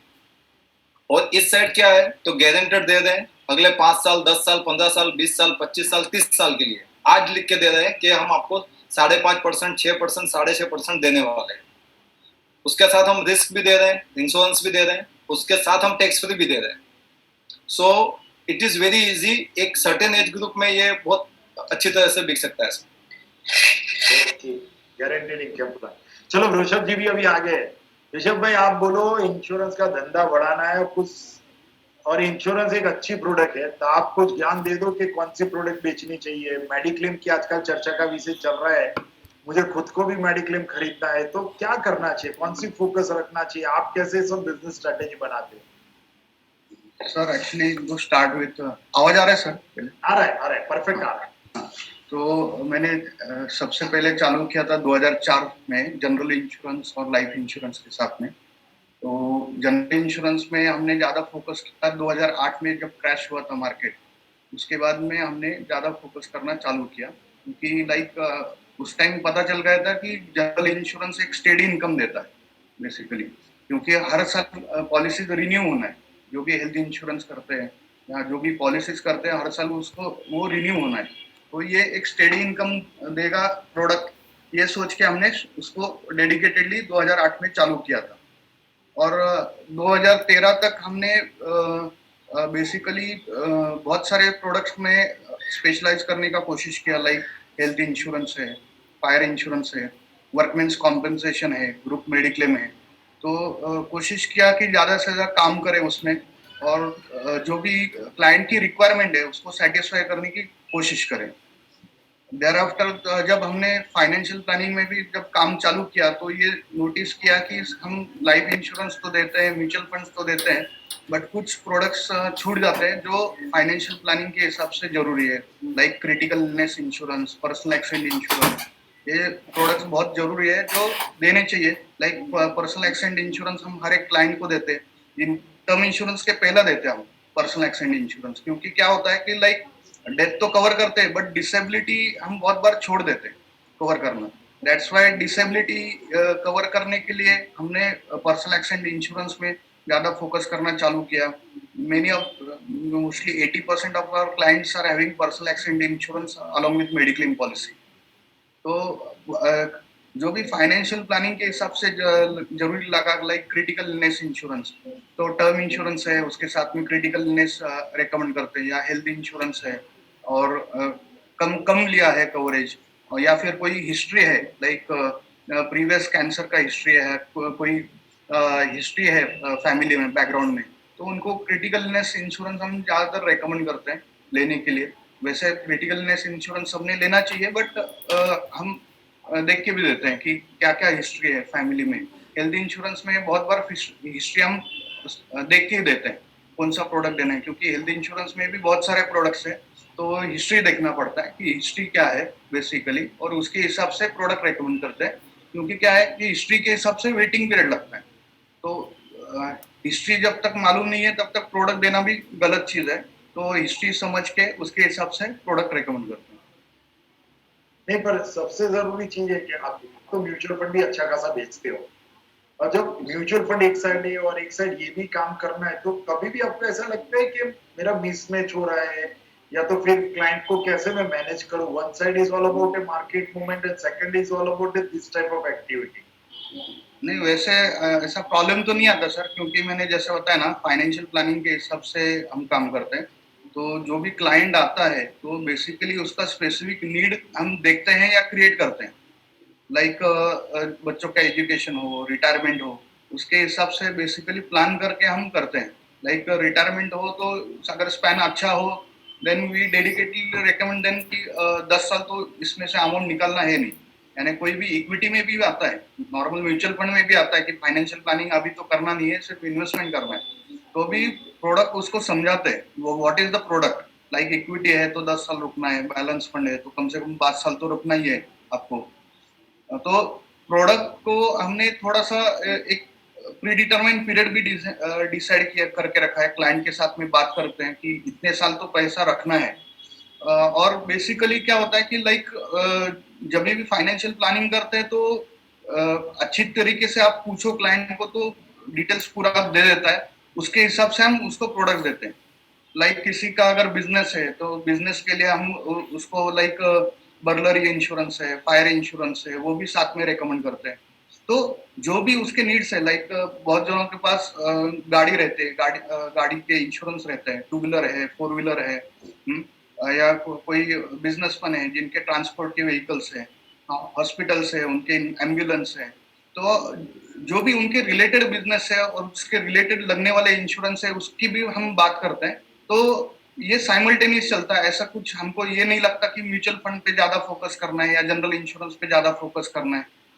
Generally every client we are having a review of like every 3 months और 6 months हम रिव्यू रखते हैं क्लाइंट के साथ में कि जो भी चेंजेस हुए हैं या जो भी कुछ नया चीज आ रहा है मार्केट में, तो उसके साथ में हम डिस्कस करते हैं और डिस्कस करके जो भी हमको लगता है कि ये रेकमेंड करने जैसा है वो रेकमेंड करते हैं। रेकमेंड करने के बाद अगर क्लाइंट को लगता है कि हाँ इसकी इम्पोर्टेंस अभी उनको है, इमीडिएट है, तो इमीडिएट स्टार्ट भी करते हैं। अगर बाद में है तो वैसे हमारा एक टास्क मैनेजर का सॉफ्टवेयर है, उसमें हम डाल के रखते हैं कि 2 महीने बाद, 6 महीने बाद, 1 साल के बाद इसको फॉलो अप लेके इसको कंप्लीट करना है। तो जनरली दिक्कत तो आता नहीं, कभी म्यूचुअल फंड कर रहे हैं या जनरल इंश्योरेंस कर रहे हैं, ऐसा यानी प्रॉब्लम तो आता नहीं। ओके, नाउ सबसे जरूरी चीज, आप तो लाइफ इंश्योरेंस भी करते हो, ये भी करते हो, तो अभी यहाँ पे तो बहुत सारे ऐसे लोग हैं कि जिन्होंने इंश्योरेंस बिजनेस सेगमेंट ही अभी ग्रो नहीं किया है, तो आपकी क्या एडवाइस है उनको, ये मेडिक्लेम और ये सब बिजनेस में एंट्री करनी चाहिए, और एंट्री करनी है तो कैसे करनी चाहिए? क्योंकि ज्यादातर लोग बोलते हैं कि अगर ये सब करने गए तो यू नीड बैक ऑफिस बड़ा और अच्छा होना चाहिए, क्योंकि क्लेम और ये सब में बहुत सारी भागेदौड़ी रहती है। सेकंड के वहां पर भी ऐसा कोई प्लेटफॉर्म होता है या खुद रजिस्टर करवाना पड़ेगा? बेसिकली अभी जैसे पहले क्वेश्चन जो पूछा आपने कि करना चाहिए नहीं करना चाहिए, तो मैं तो रेकमेंड करता हूँ करना चाहिए। बेसिकली जैसे मैं बोलूँ कि अभी जरूरत लोगों को फाइनेंशियल प्लानिंग की ज्यादा है, सिर्फ इंश्योरेंस एजेंट की जरूरत नहीं है, फाइनेंशियल प्लानर की जरूरत ज्यादा है, क्योंकि who can manage all the finances. तो फाइनेंसेस में इंश्योरेंस एक बहुत बड़ा पार्ट है जो आपकी रिस्क को कवर करता है। रिस्क को कवर करना बहुत जरूरी है फाइनेंस के साथ में। अगर रिस्क को कवर नहीं करते तो जितना भी हम फाइनेंस को ध्यान देंगे, सेविंग्स पर ध्यान देंगे, वो काम में नहीं आएगा, क्योंकि एक आधा इवेंट भी हो जाता है तो savings, it will eat up your savings basically. तो जितना सेविंग्स को और इंश्योरेंस को हम लाइफ इंश्योरेंस को ध्यान देंगे, उतना ही रिस्क कवर करने के लिए भी ध्यान देना जरूरी है। और बेसिकली क्लाइंट को बहुत सारे क्लाइंट्स ऐसे बोलते हैं कि 10 जन से हमको डील नहीं करना, we will have one guy who can guide us in each and everything. और as a financial planner knowledge रखना एक अच्छी चीज है। Basically you should have basic knowledge of basic products. हाँ, उसमें जो भी क्लाइंट का रिक्वायरमेंट है उसके हिसाब से देना, that is a different thing. कि वो उसको स्टडी करके कितना देना है, क्या देना है, that is a different thing. But basic knowledge रखना जरूरी है, और नॉलेज के साथ में अगर आप उसको प्रॉपर वे लेने क्या करने हैं तो it will be better thing. Second thing like जैसे आपने पूछा कि हाउ टू मैनेज दैट, तो मेरे यहाँ पे अभी बैक ऑफिस में there are 5 working staff who manage all the things. Like 2 staff देखते हैं जनरल इंश्योरेंस देखते हैं, 2 देखते हैं म्यूचुअल फंड देखते हैं, 1 जन देखता है मैनेजमेंट पूरा, कि डॉक्यूमेंट आना जाना सबमिशन वगैरह, एक जन के पास वो पूरा काम है। तो नेचुरली जैसे जैसे काम बढ़ेगा वैसे वैसे you have to appoint new staff, you have to delegate them. और जो भी स्टाफ अपॉइंट करेंगे you should like appoint not only as a staff, you should appoint as a partner. आप उसको पार्टनर बोल के ज्वाइन कीजिए, he will be into partner into your business, तो वो ज्यादा ध्यान देगा आपके काम में। अभी जैसे जनरल इंश्योरेंस के जितने भी क्लेम्स आते हैं तो 2 जन है पूरा देखते हैं, मुझे हार्डली 15-20% देखना पड़ता है। जनरल इंश्योरेंस में सबसे बड़ी चीज क्या है कि सर्विसिंग एंड क्लेम्स। सर्विसिंग बहुत ज्यादा रहती है, क्लेम ज्यादा रहते हैं। अभी वी आर सर्विसिंग रफली 1000 policies in a year into general insurance. तो 1000 पॉलिसीज सर्विस करना यानी दिन के 3 रिन्यूअल हर रोज रहेंगे, हर रोज उनको कॉल करना है। और आपको भी जैसे मालूम है कि मेडिक्लेम में ड्यू डेट क्रॉस करके नहीं चलता, या बाकी बहुत सारे इंश्योरेंस में लाइक प्रोफेशनल इंडेमनिटी है तो उसमें ड्यू डेट क्रॉस करके नहीं चलता। So staff will take care of that, कि वो कॉलिंग करेंगे, डेलीगेट करेंगे, बहुत सारा काम जो बाहर का लड़का है उसको डेलीगेट करेंगे, पिकअप वगैरह है पिकअप अरेंज करेंगे, सबमिशन अरेंज करेंगे। एंड इवन क्लेम्स में 80% वो काम कर लेंगे आपका, हार्डली 15-20% बचता है वेरिन आपका थोड़ा सपोर्ट लगेगा। तो नेचुरली आपको थोड़ा ध्यान देना जरूरी है, you should give some time, दिन में 1-2 घंटा तो आपको उनको देना ही है basically, that is the important thing. And तीसरा चीज आपने जो पूछा था कि लाइक कैसे करते हैं, हाउ वी मैनेज दैट। अभी हर एक कंपनी के यहाँ पे हमारे पास पोर्टल्स है, लाइक न्यू इंडिया का पोर्टल है, स्टार हेल्थ का पोर्टल है, बजाज का पोर्टल है, लोम्बार्ड का पोर्टल है, ICICI लोम्बार्ड का पोर्टल है। तो मैक्सिमम 70-80% बहुत सारे कंपनीज ने अभी ऑनलाइन कर दिया है। एंड नेचुरली हर एक पोर्टल का हर एक चीज आपको नॉलेज रखना जरूरी नहीं है, you delegate that to your staff. बहुत सारा काम पोर्टल का स्टाफ को ही मालूम है। what I do is that I just finalize the product, I finalize the amount, कितना लेना है क्या लेना है, बाकी सब चीज जो है देखता है वो स्टाफ देखता है, कि उनका फॉर्म भरना है, उनका पेमेंट करके लेना है, डॉक्यूमेंट्स उनको मिले नहीं मिले, सबमिट जो भी डॉक्यूमेंट सबमिट करना है, पोर्टल है, पोर्टल से आपने चेक पंच किया है तो ब्रांच पे चेक जमा करना है, that all can be taken by the staff. तो स्टाफ तो रखना पड़ेगा, और जो भी चीजें हैं मोस्टली ऑनलाइन पोर्टल से हो जाता है, बहुत ज्यादा ट्रैवल करने की जरूरत नहीं है। और क्लाइंट सबसे इम्पोर्टेंट चीज क्या है, रिव्यू। क्लाइंट के साथ में आपको रिव्यू रखना कब पड़ेगा, एवरी 3 months, 6 months और every 1 year, according to the clients need. कि क्लाइंट को जैसे नीड लगता है कि रिव्यू करना है हमको हर एक चीज को, तो रिव्यू रखना इम्पोर्टेंट है। लाइक इंश्योरेंस में बहुत ज्यादा रिव्यू की जरूरत पड़ती है, क्योंकि हर एक 3 महीने 6 महीने में उनके रिक्वायरमेंट या जो भी है चीजें बदल जाती है, तो review is very important. Okay, good, thank you. Bhavesh भाई, आपके लिए कोई एक ऐसी प्रोडक्ट बताओ कि भाई ये फॉर एग्जांपल मैं मेडिक्लेम बेचने जाता हूँ तो इसमें तो क्लेम और ये सब भी चिंता का विषय भी बनेगा। आपके लिए 2 क्वेश्चन है कि आप जो गारंटेड इनकम प्लान बेचते हो टैक्स फ्री के बारे में, ये यूलिप के बारे में। तो पहला क्वेश्चन ये है कि एक तो आपके पास 2-3 एजेंसी है, तो एक क्वेश्चन ये आ रहा है कि एक नाम पर एक ही एजेंसी मिलती है, तो फिर इतनी सारी एजेंसी कैसे ले सकते हो? First question. एंड सेकंड करता हूँ, और वो जो जिसमें क्लेम वाली चीज नहीं आएगी। फॉर एग्जांपल कि मेरा ऑफिस है कि मुझे अभी क्लेम वाले चीज में नहीं जाना है। ऑफ कोर्स इंश्योरेंस का कोई भी प्रोडक्ट आएगा तो कुछ तो क्लेम आएगा ही आएगा, but that is not related to mediclaim है, या तो फिर जो सबसे सीरियस चीज जो बताया मेडिक्लेम की इंश्योरेंस, उसमें डेट चली नहीं जानी चाहिए, नहीं तो बहुत डिफिकल्टी होगी। आपका पॉलिसी ऑलमोस्ट चला ही जाता है, that is the biggest risk. और मुझे ऐसा कुछ ही बेचना है कि जहां पर मुझे बेच के क्लाइंट भी खुश रहेगा, मैं भी खुश रहूंगा। Is there any product? Sir वो क्वेश्चन पे आता हूँ मैं। एक चीज खाली ऐड करता हूँ कि आपने जो इनको क्वेश्चन पूछा था ऋषभ भाई को, इसमें 2-3 और डायमेंशन हम ऐड कर सकते हैं। मान लीजिए आप इस फील्ड में बिल्कुल नए हैं और आपको जनरल इंश्योरेंस स्टार्ट करना है, तो one thing you can do is you can tie up with someone in the same industry who is doing general insurance, और आप डेडिकेशन मीन्स आप अंडरस्टैंडिंग के साथ भी काम कर सकते हैं कि क्लेम वाला पार्ट वो देख लेगा, आपको सिर्फ उसको क्लाइंट कनेक्ट करना है। एक ऑप्शन वो भी है। एक आप ब्रोकर के साथ भी जुड़ सकते हो, तो आपको ये मल्टीपल एजेंसी लेने का कंसर्न नहीं रहेगा। मल्टीपल ब्रोकर्स अवेलेबल्स कि एक ही एजेंसी में एक ही कोड में हम सब कोड क्रिएट करके वहां पे मल्टीपल कंपनी का काम भी कर पाएंगे। Okay, right, that is second. अच्छा, आपने सर ऐसा पूछा कि ऐसी कौन सी प्रोडक्ट हम कल से बेचना शुरू करें कि जिसमें क्लेम नहीं आए और आसानी से बिके और अच्छा रेवेन्यू भी जनरेट हो। सो एक बहुत बड़ा सेगमेंट है जो अनटैप है, उनके पास पैसे भर भर के पड़े लेकिन उनके पास कोई सॉल्यूशन नहीं है और they are in a trouble. FD का रेट कम हो रहा है, उनको रिस्क नहीं लेना है, तो ऐसे लोगों को क्या करना चाहिए? और in that age group is about 55 and 60 up. उनको हेल्थ का कंसर्न रहेगा, डायबिटीज होगा, ब्लड प्रेशर होगा, बाईपास हुआ होगा, शायद हार्ट अटैक आया होगा, मल्टीपल डिसीज भी होंगे। तो ऐसे लोगों को हम क्या इंश्योरेंस दे पाते हैं? यस, दे पाते हैं।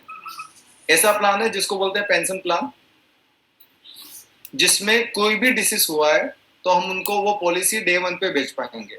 Insurance company will not ask for single requirement of health, right. अब क्लाइंट हमसे वो पॉलिसी लेगा क्यों? उसको अभी एफडी में रखा है तो 5-5.5% मिल रहा है। अगर ये गारंटेड प्लान में आता है, पेंशन प्लान में आता है, तो हम उसको 6 से 6.5% दे पाते हैं, तो उसको ऐसे फायदा है। 1 सेकेंड फायदा ये है कि उसको रिन्यूअल का रिस्क नहीं रहेगा। उसको रिन्यू करने का रिस्क, रिन्यूअल में जो एफडी का रेट कम होता है वो रिस्क नहीं रहेगा। और अगर उसकी इनकम 5 लाख के अंदर है तो वो टैक्स फ्री भी हो जाएगा उसके लिए। ये प्रोडक्ट बिकने में आसान है और इसमें बड़ी टिकट साइज आ सकती है। यानी मान लो आपको सिंगल क्लाइंट 10 लाख, 50 लाख, 25 लाख लाना है तो इस प्रोडक्ट में वो पॉसिबल है। ओके, यानी बड़ी टिकट साइज में मिलती है। I did 1 crore premium in this product last year.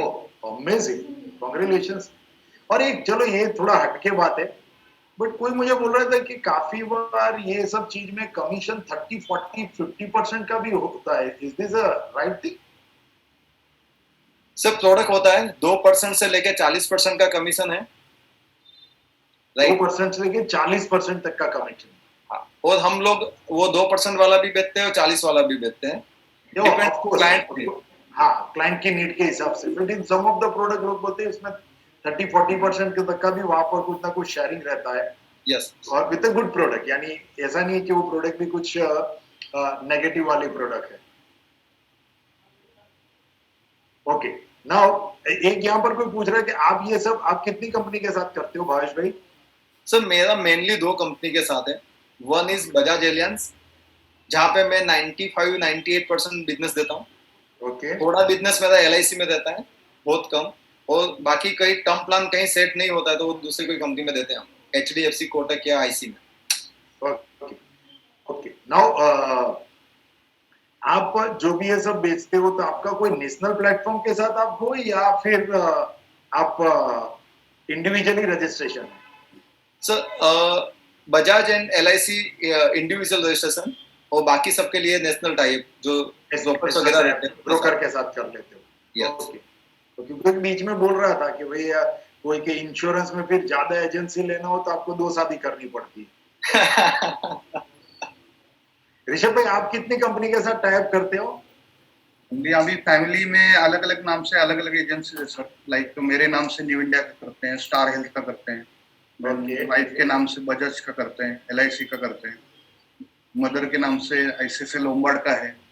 तो ओके, जैसे फैमिली में अलग अलग नाम से नहीं तो वहां पर कोई एग्जाम या कोई दिक्कत नहीं आती है फिर मदर से नाम के करना है कुछ है तो? नहीं, एग्जाम्स की दिक्कत वैसे आती नहीं है सर, क्योंकि इतना तो टफ रहता नहीं है बेसिकली क्वेश्चन पेपर। ओके, पर आपके हिसाब से अगर मेडिक्लेम करना है तो कौन से कंपनी के साथ करना चाहिए? बेसिकली कैसे है सर, अभी हर एक कंपनी के प्रोडक्ट्स एक तो देखना चाहिए कि प्रोडक्ट्स अच्छा है क्या, प्रोडक्ट बास्केट कैसा है। प्रोडक्ट बास्केट यानी क्या है कि लाइक जैसे मैंने बताया कि प्री एग्जिस्टिंग है, तो pre existing how they cover the pre existing element, तो ये बहुत सारी चीजें देखना पड़ता है।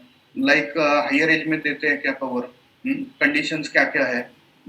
जो कंपनी में कंडीशंस बहुत कम रहे, बेसिकली क्लेम सेटलमेंट अच्छा रहे, कैशलेस टाइप अच्छा रहे, तो generally they can go with that company. हर एक सिटी में उनको हर एक को चेक करना पड़ेगा कि क्या कौन सा कंपनी का टाइप अच्छा है, basically how they settle the claims, how fast they settle the claims. अभी करंटली हेल्थ इंश्योरेंस में देखा जाए तो हमारे यहाँ पे स्टार हेल्थ का टाइप अच्छा है, new India is doing good into health insurance. लोग कभी कभी लोग बजाज और लोम्बार्ड भी खुद होके मांगते हैं कि लाइक बजाज और लोम्बार्ड का क्लेम सेटलमेंट अच्छा है कि हमको बजाज लोम्बार्ड का चाहिए। तो it depends upon the client also, कि क्लाइंट का स्पेसिफिक अगर कोई मांगता है कि बजाज का ही चाहिए, लोम्बार्ड का चाहिए, तो we should think of that also. Okay, यहाँ पर एक पर्सनल एक्सीडेंट के लिए कौन सी कंपनी अच्छी रहेगी और विच प्रोडक्ट इज बेस्ट, हमारे रविंद्र भाई पूछ रहे हैं आपको। सर पर्सनल एक्सीडेंट में हम स्टार के साथ में जाते हैं, क्योंकि जो इनकम के जो फैक्टर्स हैं, मल्टीपल फैक्टर्स हैं, स्टार के अच्छे हैं बेसिकली। एंड जो भी उन्होंने क्लेम्स में बेसिकली जो मेंशन किया है, बहुत डिस्क्रिप्टिव मेंशन किया है। क्लॉथ शीट अगर आप गो थ्रू करेंगे कि कौन से क्लेम में कितना परसेंटेज देंगे, ये बहुत ही प्री डिटरमाइन उन्होंने मेंशन किया है बेसिकली। बहुत कंपनीज का देखा है मैंने कि वो मेंशन करते हैं। और बेसिकली आपने थोड़ी देर पहले जो पूछा था कि कौन सा प्रोडक्ट है जो क्लेम्स कम आएगा, so that is personal accident insurance. बहुत कम क्लेम्स आते हैं पर्सनल एक्सीडेंट इंश्योरेंस में, so I think it is a very good product to promote. And even into general insurance एक प्रोडक्ट है जहाँ पे हमको अभी तक एक भी क्लेम नहीं आया इतने 15 साल में। Like it is a professional indemnity insurance जो हम डॉक्टर्स को देते हैं या मेडिकल एस्टेब्लिशमेंट को देते हैं। तो प्रोफेशनल इंडेमनिटी एक बहुत ही अच्छा प्रोडक्ट है, क्योंकि हर एक डॉक्टर को प्रोफेशनल इंडेमनिटी इंश्योरेंस लगता है। और आई think it is a good product, लोगों ने ध्यान देना बहुत जरूरी है उस पर। ओके ओके ओके ओके, और उसमें डिमांड भी अच्छी है? डिमांड भी अच्छी है सर पूना में। अभी मेरे पास पूना में रफली 150 डॉक्टर्स का काम है बेसिकली प्रोफेशनल इंडेमनिटी इंश्योरेंस में। Very nice, very nice. Rishabh ji, तो हम लोग म्यूचुअल फंड में जैसे नहीं परेशानी डायरेक्ट प्लान की होती है, फिर ग्रो जैसे प्लेटफॉर्म भी आ जाते हैं, तो इंश्योरेंस में कंपटीशन कहाँ से आती है? इंश्योरेंस में कंपटीशन मोटर इंश्योरेंस में आता है सर, लाइक पॉलिसी बाजार वगैरह साइट से आता है कंपटीशन। बट मोटर इंश्योरेंस हम ज्यादा फोकस नहीं करते सर, क्योंकि हमारा ज्यादातर जो बिजनेस आता है हेल्थ इंश्योरेंस में आता है, लाइक प्रोफेशनल इंडेमनिटी में आता है, फायर इंश्योरेंस में आता है, वर्कमेंस कॉम्पेंसेशन में बहुत अच्छा बिजनेस आता है। वर्कमेंस कॉम्पेंसेशन फोकस करना चाहिए लोगों ने, क्योंकि उसकी नीड बढ़ेगी अभी। जैसे मेक इन इंडिया चलेगा, कंस्ट्रक्शन इंडस्ट्री बढ़ेगी, और वर्कमेंस कॉम्पेंसेशन एक प्रोडक्ट है जो अच्छा खासा प्रीमियम दे सकता है, एंड वहाँ पे कंपटीशन नहीं है वर्कमेंस कॉम्पेंसेशन में, तो वर्कमेंस कॉम्पेंसेशन एक देख सकते हैं, एक अच्छा प्रोडक्ट है। Group insurance is a better product, competition नहीं है ग्रुप इंश्योरेंस में। या ओके, यहाँ पर काफी लोग ये क्वेश्चन पूछ रहे हैं कि नेशनल ब्रोकर में आप लोगों के पास कोई अगर कोई टर्टल मिंट का पूछ रहे हैं, फिर कोई पॉलिसी बाजार भी कुछ पार्टनर बना रहे हैं, आपके पास किसी के पास इसका एक्सपीरियंस है? Is this a good platform? नहीं सर, इतना आइडिया नहीं है उसका। नहीं, ओके ओके ओके। भाई भाई, आपके पास कोई ऐसा idea? Sir, one of my friend joined as a employee in Policy Bazaar, and he approached me, but still I have not given him time. In a day or two, we are going to meet, so still I don't have an idea. Okay okay. और भाई भाई, आपके हिसाब से जैसे यहाँ पर direct man की कंपटीशन है, फिर डायरेक्ट फिनटेक प्लेटफॉर्म की कंपटीशन है, इंश्योरेंस में कौन सी कंपटीशन आपको दिखती है? सर, बैंक का इज मेजर कंसर्न, क्योंकि क्या होता है इंडस्ट्री में हमारे जितने भी क्लाइंट है या जो HNI क्लाइंट होते हैं ना, उन बैंक वाले प्रेशर से रिलेशन को यूज करके वो चिपकाने वाला जो काम बोलते हैं ना, वो अच्छा कर लेते हैं, राइट। सो वही एक कंपटीशन रहता है। बैंक का insurance is one of the competition. Major competition वही आ रही है। बाकी हमारे कलीग लोग वहाँ बहुत कम मिलते हैं हमको HNI में, दूसरे लोग जहाँ कोई अच्छा एडवाइजर पहुंचा ऐसा बहुत कम होता है। Okay okay okay okay. हाँ, आपका मोस्ट इम्पोर्टेंट थिंग के सुधीर जी, आपका LIC जो आप बेचते हो, कौन सा ऐसा एक प्रोडक्ट है जो इजीएस्ट वे में लोग ये कर लेते हैं? और दूसरा एक क्वेश्चन अभी अभी यहाँ से पूछा गया है कि आप जब भी LIC बेचने जाते हो तो सामने वाला कभी HDFC, बजाज, ICICI की बात नहीं करता है प्राइवेट इंश्योरेंस की? हाँ ठीक है। पहला सवाल का जवाब है कि मेरा ज्यादा प्रोडक्ट सेलिंग है जीवन उमंग, जो गारंटेड रिटर्न देता है, टैक्स फ्री रिटर्न देता है, होल लाइफ रिटर्न देता है, या इंक्रीजिंग सम इंश्योरेंस है। ये सब पॉइंट्स इनको बता देता हूँ, मतलब फिक्स प्रोडक्ट है जीवन उमंग। ओके, और दूसरा सवाल का जो जवाब है, जो जीवन संचय HDFC का, उनके लिए मैं मतलब आपको ये आइडिया ये यूटिलाइज कर सकते हो। एग्जाम्पल है, मतलब जैसे कि एक आदमी है, उसके पास 3 गाय है। एक गाय है वो महीने में ना सिर्फ 10 दिन दूध देती है। ओके, दूसरी जो गाय है वो महीने में 20 दिन दूध देती है। जो पहली गाय है महीने में 10 दिन देती है, लेकिन कभी देती है मालूम नहीं है, लेकिन 10 दिन दूध देगी। तो दूसरी गाय महीने में 20 दिन दूध देगी, आगे के 10 दिन दूध नहीं देंगे। और जो तीसरी गाय है महीने में 30 दिन दूध देगी। लेकिन मतलब ना, पहली गाय समझ लो कि 15 लीटर देती है, तो दूसरी गाय समझ लो 10 लीटर देती है, और जो तीसरी गाय है वो 6 लीटर देती है, लेकिन 30 दिन देती है। आप कौन सी गाय चूज करना पसंद करोगे? एवरीडे वाली। बस जीवन संचय 20 दिन देने वाली है। पहली गाय वो म्यूचुअल फंड है, और तीसरी गाय अपनी LIC है। ओके, सो बेसिकली मैंने देखा है कि इंश्योरेंस वाले और पर्टिकुलर LIC वाले होते हैं ना, बहुत अच्छे स्टोरी टेलर होते हैं। They are good in story telling. Insurance में स्टोरी टेलिंग बहुत काम में आती है। पर आपको बहुत क्लियर है कि आपको कहीं पे भी LIC में कंपटीशन नहीं दिख रहा है प्राइवेट कंपनी की ओर से? Sorry come again. आपको कभी भी ऐसा लग रहा है कि प्राइवेट कंपनी आज नहीं तो कल आपको भी बेचना पड़ेगा, ऐसा कुछ? प्राइवेट कंपनी का और मुझे बेचना पड़ेगा, ऐसा बोल रहे हो? हाँ, यानी कंपटीशन ऐसा आ रहा है, कुछ लग रहा है कि LIC भी अभी नहीं, अभी मेरे पास तो ऐसा प्रोडक्ट है जिसके बारे में मुझे पूरा मतलब ना विश्वास है। बस बात उधर ही खत्म होती है। अभी रह गया कि जीवन संचय कंपटीशन के लिए मेरे पास आ गया है, मतलब सामने। हाँ, तो उसके सामने मेरे पास जवाब है अच्छी तरह से। और होल लाइफ अभी क्या मालूम है, लोगों की जिंदगी बढ़ रही है, 80 साल तक जिएंगे नहीं आदमी। आदमी अभी 85-90-95 तक जा रहे हैं। तो 85-95 तक जाएंगे तो आप खाओगे क्या? तो सवाल जो एग्जांपल मैंने बताया ना, उसमें आदमी को सवाल का जवाब मिल जाता है वो खुद ब खुद।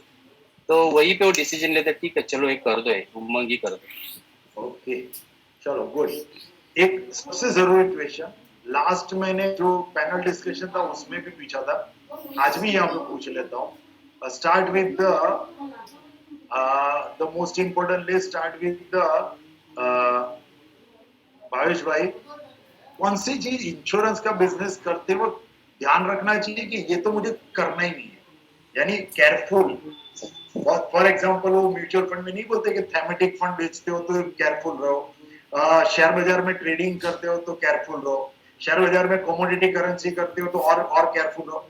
इंश्योरेंस में कहां पर ऐसा आपको लग रहा है कि जहां पर हमें सबसे ज्यादा ऐसे, क्योंकि क्या है अभी एक्साइटमेंट तो आ गया है, सीओटी टीओटी तो दिखने लगा है सबको, रेवेन्यू दिखने लगा है, नया एक्सपेंशन, बट वही रिस्क, यानी रिस्क से ज्यादा भी कि which are the things, which are the points we have to take care. Very important sir, कौन सी लाइफ को हम एश्योर्ड कर रहे हैं, इंश्योर कर रहे हैं, वो हमको बहुत ध्यान रखना है। इंश्योरेंस में कई बार ऐसा होता है कि धंधा छोड़ देना फायदेमंद रहता है। मीन्स वो लालच नहीं होना चाहिए कि हर धंधा में लिखूंगा, हर धंधा में अंडरराइट करूंगा।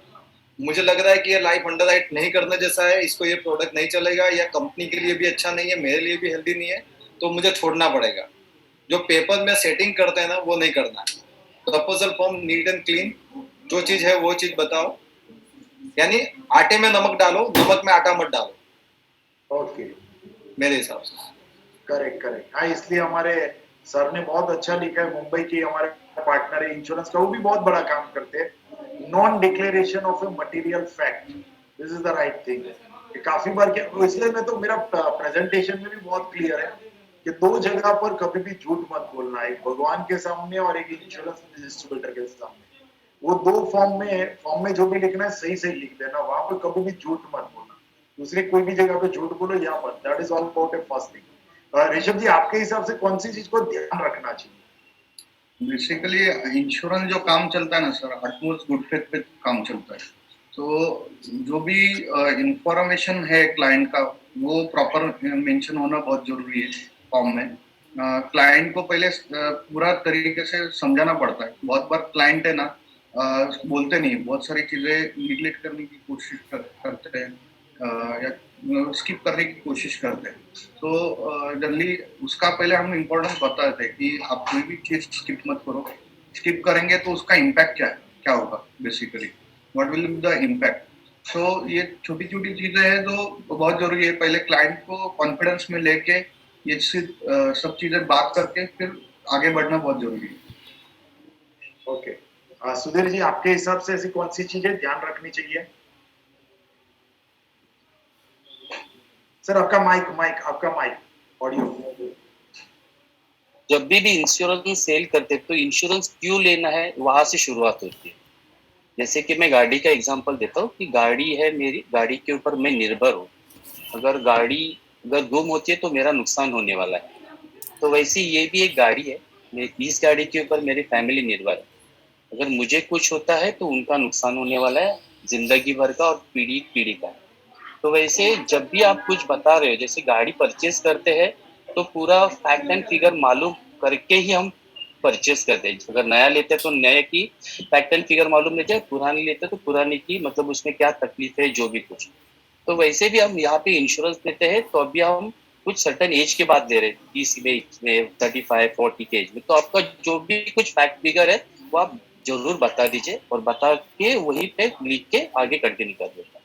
मतलब थोड़ा लेट हो जाएगा, देखो अभी 10 दिन लगेंगे कंप्लीट होने के लिए वो प्रपोजल, लेकिन आगे 100 बार बोलता है ना, घूमना पसंद नहीं करता, सामने नहीं आना चाहिए। तो वो क्लाइंट को अगर बताते तो क्लाइंट एग्री हो जाते हैं, जो चलो ठीक है, मुझे ये तकलीफ है, ये तकलीफ है, ये तकलीफ, और वो कंप्लीट हो जाते हैं। और जब भी हम बताते हैं ना ये सच बात, तो सामने वाला आदमी को लगता है ये प्रोफेशनल आदमी है, प्रोफेशनली काम कर रहा है। नहीं तो चिपकाने का काम हो जाता है ना, दे दो ये, हाँ ये दो ये दो ये दो, तो सामने वाले आदमी को भी समझ में आ रहा है यार ये कुछ गुंडाळणी बोलते ना मराठी मध्ये, गुंडाळण्याचं काम चालतं। हाँ सर, अभी मैं डेटा देख रहा था बजाज वाले का एक प्रेजेंटेशन में कि सी बेसिकली आप पूरा बिजनेस देख लो, this is all about India. मुझे इस स्लाइड में से बहुत सारी अच्छी 10 साल की अपॉर्चुनिटी दिख रही है। सी सीरियस मैटर क्या है ना कि आज भी इंडिया में देखने जाओगे तो 13% डायरेक्ट स्टॉक्स में है और 4.5% म्यूचुअल फंड में।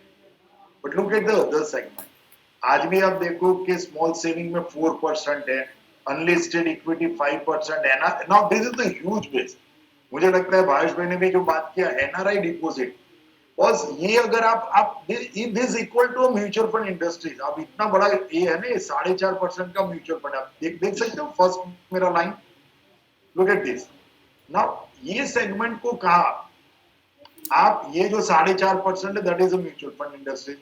ये जो 3% 4.5% का एनआरआई डिपॉजिट है, and that is the huge. और एनआरआई डिपॉजिट जनरली 2-3 साल के लिए नहीं लगती। एनआरआई डिपॉजिट आपको लॉन्ग टर्म के लिए रहती है। That is the huge beneficiary for this GIP product. और आप देखो कि भाई भाई NRI can invest into this guaranteed income plan. Yes sir, और उसको एक फायदा और होता है, अगर एनआरआई हमारे साथ ये प्लान लेते हैं तो उनको हम जीएसटी भी नहीं लेते। ओके, सुधीर भाई एलआईसी में क्या है, एनआरआई कैन इन्वेस्ट। वो same look at this opportunity. Basically क्या है, देखने का अंदाजा बनता है आपका। ये आप एनआरआई, आप म्यूचुअल फंड इंडस्ट्रीज क्यों सोच रहे हो, ये छोड़कर फॉर एग्जांपल ये देखो, स्मॉल सेविंग आज भी 3.93% है, एफडी 18% है। माय डियर फ्रेंड 18%, ये क्या कितनी बड़ी अपॉर्चुनिटी है। So even saving deposit 14% bank FD है। आप टोटल समझोगे ना तो 12%, 15%। पाशो भाई आपने जो पूछा ना 15% वाला, लुक एट वो इंडस्ट्रीज बहुत कम है। और जो बड़ी इंडस्ट्रीज है वो दूसरी जगह पर बैठी है। That is all about a opportunity, that is all about a huge opportunity. Sir one thing, भाई हाँ बोलो बोलो। ये पासो भाई ने पूछा ना कि 15% के सामने कन्विंस कैसे करते हैं, तो उनको कन्विंस ही नहीं करना है। एक्चुअली मान लीजिए कोई क्लाइंट है, उसका म्यूचुअल फंड का 1 या 5 शेयर का पोर्टफोलियो है, तो उसमें भी हम एसेट एलोकेशन तो करने ही वाले हैं। डेट एलोकेशन तो होता ही है हमारा। मान लीजिए 30% मैंने डेट में डाला, मैं जो करता हूँ वो मैं आपको शेयर करता हूँ। 30% में आप उसको बोलो कि सर देखो, आप हम ये देखते हैं कि डेट में रिटर्न कितना आ रहा है। 2019-20 के बाद तो हमने credit risk medium term plan लेना छोड़ दिया, अल्ट्रा शॉर्ट टर्म लो ड्यूरेशन या लिक्विड, उसमें रिटर्न 3 से 4.5% के बीच में आएंगे। करेक्ट। तो अब मान लीजिए आपको क्लाइंट को लिक्विडिटी के लिए जो पैसा रखना है वो डेट में रखिए, वो डेट के लिक्विड फंड में या लो ड्यूरेशन में रख दीजिए। लेकिन क्लाइंट का जो डेट एलोकेशन वाला पैसा है उसमें से you can move to the money to guaranteed plan, तो उसका वो रिटर्न भी कंफर्म हो गया, उसको फ्यूचर में इनकम भी सिक्योर हो गया, टैक्स फ्री भी हो गया, सब कुछ हो गया। और स्लोली ये चीज उसके हम क्या करते हैं, पहले उसके ये पोर्टफोलियो में बात करते हैं, फिर दूसरी बात करते हैं तो उसको बोलते हैं कि सर आपका एफडी वाला पैसा है उसको इसमें स्विच कीजिए।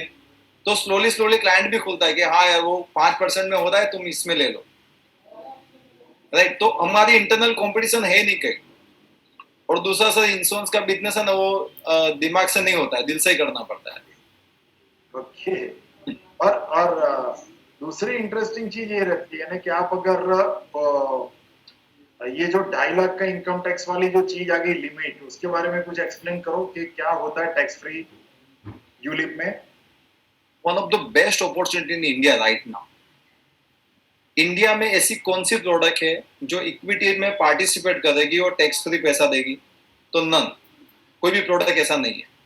The only one product available right now is a ULIP. 2.5 lakh रुपया तक का आप यूलिप इन्वेस्टमेंट कीजिए और आपको जो भी रिटर्न आएगा वो टैक्स फ्री आएगा। आप पिछले 10-15 साल के यूलिप के रिटर्न देखेंगे तो एटलीस्ट 10 से 16% के बीच में है। That is equal to good mutual fund, right. और यंगस्टर जो है वो इन सब चीजों में ज्यादा अट्रैक्ट होते हैं। और उससे भी एक चीज आगे सर कि मान लीजिए हम क्लाइंट को म्यूचुअल फंड क्यों करवाते हैं? उनको अच्छा पैसा मिले इसलिए, उनका रिटर्न अच्छा बने इसलिए, वेल्थ बने इसलिए। वेल्थ कम बनेगा जब वो 5 साल 10 साल 15 साल 20 साल रुकेगा तो वेल्थ बनता है। क्लाइंट को पेट में दुखता है, सिर दुखता है तो सबसे पहले म्यूचुअल फंड रिडीम कर लेता है, राइट। अगर यूलिप हमने दिया है तो वो एटलीस्ट 5 साल वहां टिकने वाला है, रुकने वाला है। 5 साल 10 साल 15 साल 20 साल। और दूसरा उसमें इंश्योरेंस का रिस्क कवर रहता है तो वो उसको रिडीम करने का सोचता नहीं है। सो मेरे हिसाब से it is one of the best product. Her client को 2.5 लाख हम दे सकते हैं। जितने भी क्लाइंट को जानते हैं हम 2.5 लाख तो मिनिमम वहां पे कर सकते हैं। Okay, good. Final input from all of you, three of you, एक एक इनपुट दे दो कि हमारे जो भी एनबीटी पार्टनर्स है उनको ये बिजनेस में एंट्री करना है तो कौन सी स्ट्रेटेजी से करना चाहिए और किसको नहीं करना चाहिए, एंट्री किसको नहीं करना चाहिए, वो सबसे जरूरी चीज है। और ULIP income is tax free, ऐसा कोई पूछ रहा है, सैनिक भाई पूछ रहे हैं। If you have investment up to 2.5 2.5 lakh तक इन्वेस्टमेंट किया है तो प्रीमियम पे किया हर साल हर साल हर साल 2.5 लाख का करते हो, पर 10 साल में मेरा 25 लाख हो गया तो भी और वो 25 लाख का वैल्यूएशन 50 लाख हो गया तो टैक्स फ्री। यस, पर पैन कार्ड और 2.5 lakhs। ये तो बहुत बड़ी अपॉर्चुनिटी नहीं है फिर। सर हमारे हर क्लाइंट के पास 2.5 लाख का पॉलिसी है। ओ, और इवन आप उसमें रीबैलेंसिंग भी कर सकते हो ना। सर अभी हमने 61,000 पे डेट में स्विच किया था और 52,000 में हमने डेट टू इक्विटी किया और क्लाइंट को कोई एग्जिट लोड नहीं, एंट्री लोड नहीं, टैक्सेशन का लायबिलिटीज नहीं, कुछ नहीं। और इवन उसमें आप large cap, mid cap, small cap भी कर सकते हो, सारे ऑप्शन है। ओके। ऐसा सुधीर जी, एलआईसी में कौन सा स्कीम है? 2.5 लाख एलआईसी में भी है, लेकिन मैं ज्यादा यूलिप प्लान में नहीं करता हूँ। मैं फोकस पूरा पेंशन के ऊपर करता हूँ, पेंशन के ऊपर ज्यादा रहता है। ओके, ऋषभ भाई आपने ऐसा कोई प्रोडक्ट निकाला है यूलिप में? हाँ, यूलिप में एलआईसी का यूलिप प्लान अच्छा है सर। एसआईआईपी जो प्लान है ना एलआईसी का, बहुत ही अच्छा प्रोडक्ट है एसआईआईपी। ओके। और ये बाय द वे भाई इसमें कोई इन्वेस्टमेंट का जो यूलिप और ये सब आ रहा है, उसमें कोई एसआईपी भी होता है क्या? तो उसमें हम लोग ने अभी कंपनी ने लॉन्च किया है सीसो। वो ऐसा प्लान लॉन्च किया है कि आपको 5 ईयर पे करना है, 5 साल पे करना है। वो जो भी आपका मंथली अमाउंट आप डिसाइड कर लो, लाइक एसआईपी ओनली। उसमें इंश्योरेंस का रिस्क भी रहेगा और 5 साल पे करने के बाद 5 साल आपको होल्ड करना है। ओके, और उसके 5 साल में आपको वो मंथली रिटर्न मिलेगा। Okay. So monthly option is also available in ULIPs. हाँ, ओके, ओके, फाइन। चलो एक लास्ट आप मैसेज दे दो सबको, बाद में हम लोग आज का दिन, काफी लोग अभी काफी कुछ बुलिश मूड में आ गए। ये मार्च में लगता है कि अगले साल मैं भी इंश्योरेंस का शहंशाह बन जाऊंगा, म्यूचुअल फंड का तो हो ही हूँ। और उसके सामने आइए, बहुत एक अच्छी प्रोडक्ट है, signature is a ULIP plan for ICICI, very nice. ICICI की भी अगर आप प्लान चेक कर लेना, उनमें भी काफी कुछ इंटरेस्टिंग प्रोडक्ट अवेलेबल है। 100% आप चेक कर लेना। आईसीआईसीआई के पास भी एक्चुअल में देखना जाए तो यूलिप को ज्यादा पॉपुलर करने वाला आईसीआईसीआई था। सबसे पहले, पर क्या हुआ, बैंकिंग चैनल वाले ने जो एग्रेसिव बेच दिया ना, दैट वाज द प्रॉब्लम। बाकी आईसीआईसीआई की आज भी इक्विटी की प्रोडक्ट काफी कुछ अच्छी है यूलिप में। इवन द रिटर्न्स इन, मैंने देखा है कि आईसीआईसीआई और बजाज में the returns are equal to or better than the PMS also in some of the scheme. या फाइनल मैसेज आपको देना है तो ऋषभ भाई, आपको सबको कैसे स्टार्ट करना है नहीं करना है? स्टार्ट का के लिए मैं ये रेकमेंड करूंगा सर, जिनके पास टाइम हो, बेसिकली न्यूली स्टार्टेड है तो उन्होंने करने के लिए प्रॉब्लम नहीं है, क्योंकि जनरल इंश्योरेंस जो प्रोडक्ट है, you need to study the product, you need to study the claims. तो टाइम अगर है जिनके पास तो वो कर सकते हैं। दूसरी चीज, जिनके पास स्टाफ है जो डेलीगेट कर सकते हैं काम, वो भी काम अच्छी तरीके से कर सकते हैं। And it can give a very regular income and steady income. Basically जो भी लाइक आप ऑफिस चलाते हैं, ऑफिस का एक फिक्स एक्सपेंसेस रहता है, तो आप अगर जनरल इंश्योरेंस अच्छी तरीके से करते हैं तो all these fix expenses can be taken care of. तो आई विल रिकमेंड कि जिनको जमता है, बेसिकली न्यूली स्टार्ट कर रहे हैं, उनके लिए भी अच्छा है। एंड लाइक कोई अगर डेलीगेट करना चाहता है स्टाफ को तो वो भी कर सकता है। ओके, मेरी तरफ से भी मैं बोलूंगा कि कर लो, क्योंकि अगर डर लगता है कि क्लेम आता है तो क्या प्रॉब्लम आ सकते वगैरह, तो ऐसा कुछ नहीं है। मेरे 17 साल में अभी तक 3 ही क्लेम आ चुके हैं, इतने, मतलब 3 क्लेम, मतलब कुछ भी नहीं है ऐसा। तो क्लेम के लिए कोई लोग डरते हैं, क्लेम आएगा, मिलना चाहिए, मिलेगा नहीं तो क्या होगा, ऐसा वैसा। देखो सब जगह पे हर्डल्स रहते हैं, तो यहाँ पे क्लेम रेशो बहुत बहुत बहुत कम है, तो इसके लिए अगर डरते हो तो सुधीर जी आप तो इसको मार्केटिंग बना सकते हो ना, कि आप दूसरे के पास लोगे तो मालूम नहीं है, बट 17 साल पे मेरे पास सिर्फ 3 लोगों का ही क्लेम आया है।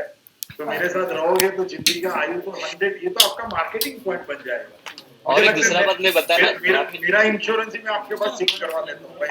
और एक बात सॉरी सर आपको कट किया, और एक बात बताना चाहूंगा, मेरे 3 क्लेम में ना 2 मर्डर केस वाले क्लेम है। Oh my God, okay. तो वो भी पास और हो गया। वहाँ पे डबल मिला, डबल क्लेम।